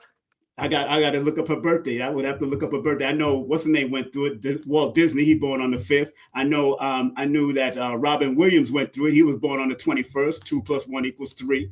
I see. I started studying the patterns. Even Little Richard went to it. He was going in the fifth also. He went to it because he thought. You know what I just thought of right now? Yeah. All of my children, well, both of my children and me, the days that we have both equal. All of them are 10. Wow. Ooh, tell me, what does that mean? It's all 10. Like one of them is a 20. One is a 28. 28. That's another level. And then the other one is, like I said, 19. And then 19. I'm 10. And those are 3 levels of 10, because 28 has its own distinct meaning in compound numerology. 19 has its own distinct meaning. Then the 10 has its own distinct, and then 1. So when I even do a session, a lot of numerologists like to break it all the way down to the 1, but 28 in compound numerology has its own distinct meaning. You can't just you can't just break it down to 1 without looking at the meaning, because that energy can be attracted to it when you're breaking down the interpretation. So I look at all of them. I look at the 28, the 10, the 1. I look at the 19, the 10, the 1. If you're born on the 10th, I look at the 10 and the 1, but I also look at the month you're born, the year you're born, your name, and all the numbers connected to the letters. You got to look at all of it. You can't. That's awesome. Dr. Africa taught me years ago to look at it from a holistic perspective. WHOL. That's what Doc told me. So I love it. Wow. You know what? Let me tell you something right there where you said that. I would love to hear more teachings about the different breakdowns of the different, like the 9 and the 1, the 1 and the 9, the 2 and the 8, the 7 and the 3. They all go to the 10, but you have an intricate breakdown of how they are. That's awesome. Because a lot of people don't know that 28 is called a divorce number. So that not just divorcing a relationship if that relationship is not satisfying to you, but divorcing yourself from negative people, negative situations. Oh, wait. So that's somebody who does that? That's somebody who does that often? What? No, I'm saying, no, your son being born on the 28 have to be very careful of the company he keeps. Let me tell you, he is golden. Let me drop a bomb for King. I told you King Simon is the one. Let me talk to you for a second here. My son refuses. It doesn't matter. It can be a wedding. It could be a funeral. It could be a birthday. It can be his own thing. He will not go to anything that he doesn't want to be around certain people. He says, no, I have begged him in tears before, like, please, let's go. It's so-and-so's graduation. I can't go without you. He won't do it. He's like, no, I'm not going. I'm not going to be around them. I don't want to. And so for you to say that, you hit it. You just told the truth. I told you he's on point. This is exactly him. And it's in my book too. On page 73 is in my book. So and I have your book somewhere in here. I have it. I got to get my library. For mental stability, family. This one because wow. But you know what though? I didn't. But you, not the 28, is it? The 28. I must have not noticed. I must have not noticed it because, you know. And I didn't read your whole book. I'm gonna be real. But let me say this: I do have it. I got it when I first met you. Okay. Because I loved what you said, but King Simon, you just hit it on the head. That is a type of, so what do you mean? Like they make that effort to stay away, or they should stay away and they don't? Remember, the numbers are pointing out the positive and the negative. If they decide to go down the road, sometimes they end up in a lot of divorce and relationship problems. But if they've seen good relationships prior to them getting into relationship themselves, they also got to be very careful of who they attract and who they allow, because again, that number 28 in compound numerology is called the divorce number. So they got to either divorce themselves from people and places that don't serve them well, or divorce themselves from negative situations and negative. Oh my God, I love it. No, I got to drop a bomb because you made me think of something else. Oh my goodness. You need bombs. No, I love the bombs. Listen, even if he heard me talking about this, be like, just don't even talk. I don't want to be a part of that. Don't talk. He had a girlfriend, his first girlfriend. He was in love with her. She did one thing and she was gone. And he didn't. And I was like, are you sad? He's like, why? What do you mean? Nope. That's true. Let me read something. Let me read something too. I said in my book, According to older studies of numerology, the number 28 indicates loss through trusting in others, opposition through competitors in industry, and dangers of loss through legal matters. The number 28 person should have strategic plans and goals for the future, or he or she can suffer loss and end up starting life's road all over again. Oh, wow. That is so deep. And you know what? That's another thing. He's always so... Maybe I got to give myself a pat on the back. He's always like, nope, I'm not I tried it. I'm not doing it. I'm staying on this. And so that's interesting. Wow, that's great. Thank you so much. Rakufu came in listen, we just got a whole session's worth. We got like $1,000 worth of numerology session right now. This is awesome. King Simon is a serious numerologist. If you're interested, again, King Simon, tell the people how to get in touch with you. Oh, you can text me. Yeah, text me. Don't call me. I don't just answer strange calls. So you text me your full name, date of birth, and an email, and I'll text you the details, and email you the details. And remember, once everything is settled, then I'll set the appointment for you. I got 10-minute sessions, which are 10 and 15-minute sessions, which are pre-recorded. You get to ask questions, text me questions, and we do the answer. But 30-minute and 60-minute sessions, you get to talk to me directly, ask me whatever question you want. I just remind people that this is not psychic. I'm paying attention to patterns, cycles, and sequences in your life to help you navigate better. That's all I'm trying to do. I'm trying to help you to be better. I'm not taking you away from any religion. I got Muslims, Hebrews, and Christians as clients. I got Buddhists as clients. So I got no problem with dealing with people. I even had to do a Muslim with the Hijra calendar. So whatever number you bring to me, I'm not an astrologer. I'm a numerovator. Numerovation. I created the word, put it in the lexicon dictionary. The algorithm is building right now because the word numerology was created and coined by a doctor named Julia Seaton back in 1907. It's not a Pythagorean thing or a Chaldean thing. The name numerology comes from a woman that came up with it, and after she studied with the great numbers vibration study, that's all she used to call it, Miss Dow Ballett, and she studied and then she coined the word numerology. When I studied, even Lloyd didn't know that, and that Lloyd is my teacher. Wow, numeration. I like to cross-reference.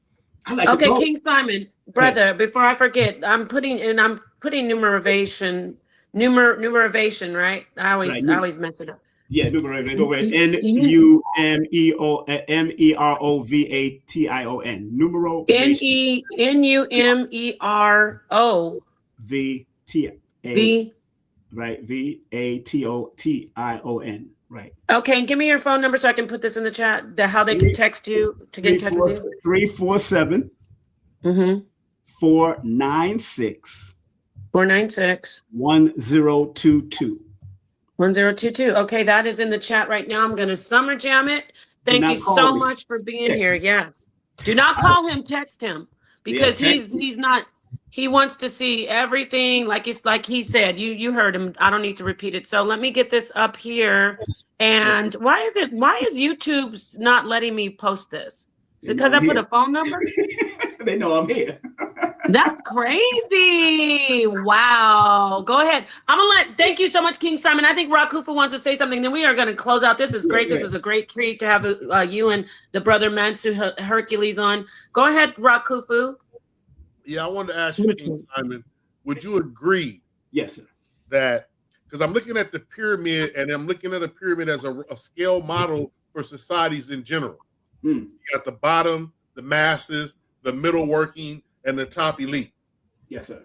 So would you think math runs something like that? And like with, you got multiplication, subtraction at the bottom, then maybe,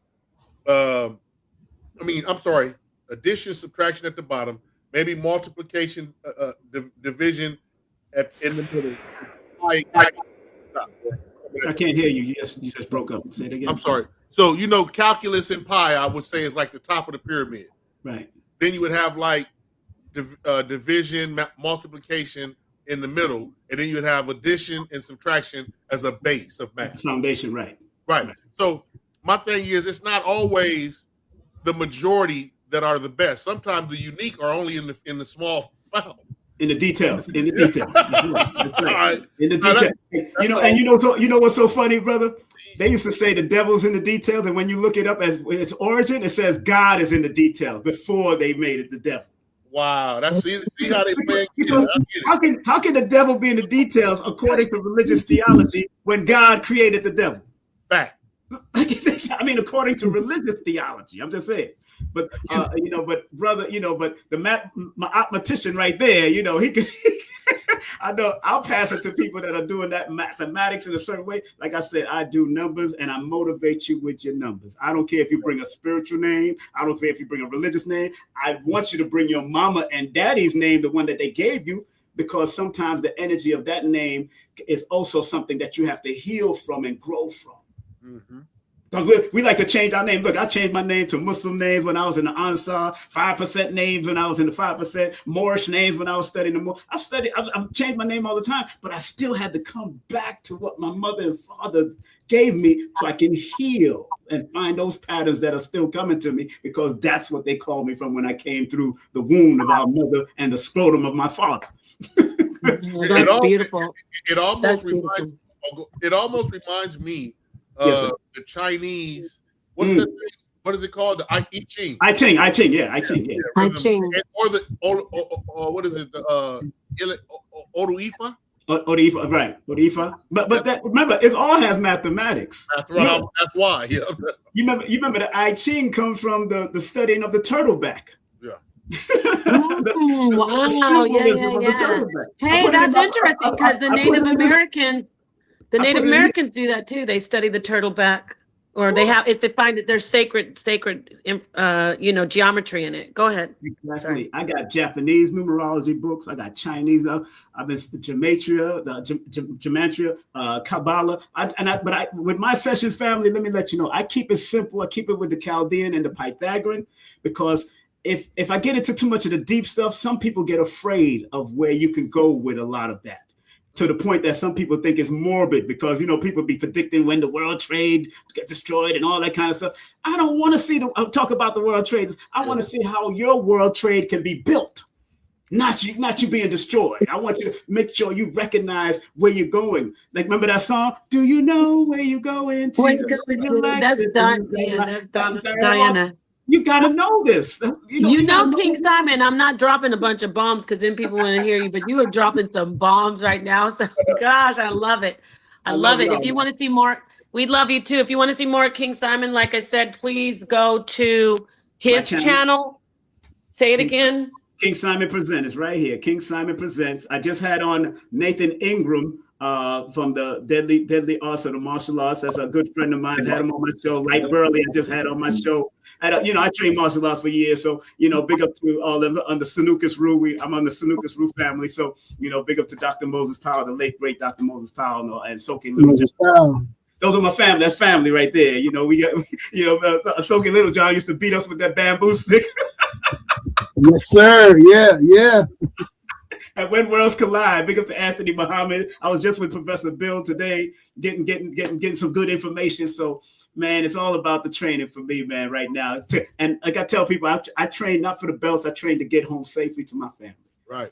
Oh, that is beautiful. And with that said, I'm going to leave you on. Okay, the very last bomb I'm dropping, because you've been saying all these. This is the bombs to everybody, not just King Simon. Everybody who came in with information, the brother Mansa Hercules, the brother coming in, eating his dinner, but still joining us, Rakufu. That's all good. All love, everybody. Peace and love to the HOK. Make sure they shout out their businesses so we all get it. You know what I'm saying? Let these brothers shout out their stuff, man. We know Rakufu's up, but he just probably came from over on Sonetter's show. Rakufu, what do you do, by the way? Yeah, what do you do? What business? Do you want to shout out? Well, I do. I'm an appointment setter for contractors. Oh, wow. So I run out every day. I work about 20, 30 minutes, set 2 or 3 leads, and I'm finished for the day. Wow. Yeah. So you can get here and do some real knowledge, huh? Yeah. So I can get here. Yo, no, that's good, man. I tell you, a Jewish guy once told me years ago, you gotta set up a business that you could only work 4 hours for the whole day and go back to your family and do what you gotta do. They serious about that. Real. They don't want to work all 40 hours a year, 40 hours a week, and all. They ain't doing that. At least that's great. We all have to get to that. And listen, I want to say Shabbat Shalom to everybody who is doing Sabbath, since you did bring up Jewish, and peace to our African family, Mansa Hercules. You closed out. We got King Simon. Did you want to say anything before I go? Because I'm really gonna close it down now. Because Sanetta's gonna be coming in here, pushing up this "be in" sign. I sign. You know how Sanetta comes in and then he starts just saying. Black he power. Won't do that. Black he power. Won't do that. Yeah, Black Power. I think he's live right now. He's live. He might be live right now because last night my Pistons ran his Knicks. Oh, he is, because he's talking about March Madness. Thank you. Yes, he's talking about basketball. So peace to everybody who is not talking about basketball. I want to let you know, you and I love you. I'm right here eye to eye with you. Everybody isn't into sports. I know look, ladies, don't come for me.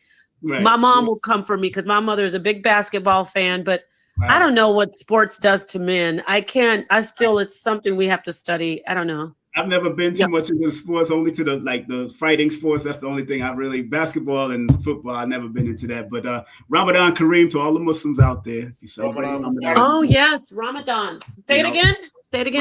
Ramadan Kareem or Ramadan Mubarak. But anybody celebrating, blessed Ramadan, a gracious Ramadan to those Muslims out there, the nation, all of the 72 sects, all of them. Big up to all of them.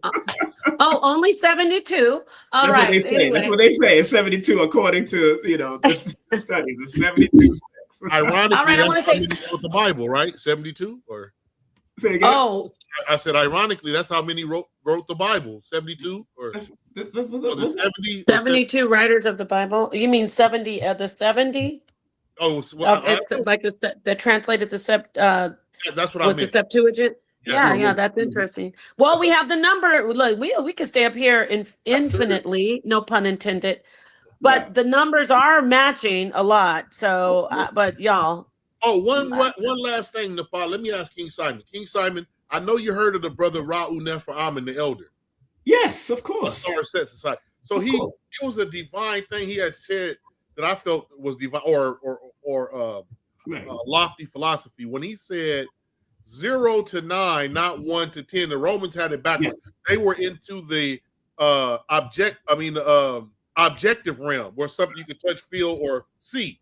The 0 is the subjective where the creator, we can't see it, but we know beyond the Stargate it's there.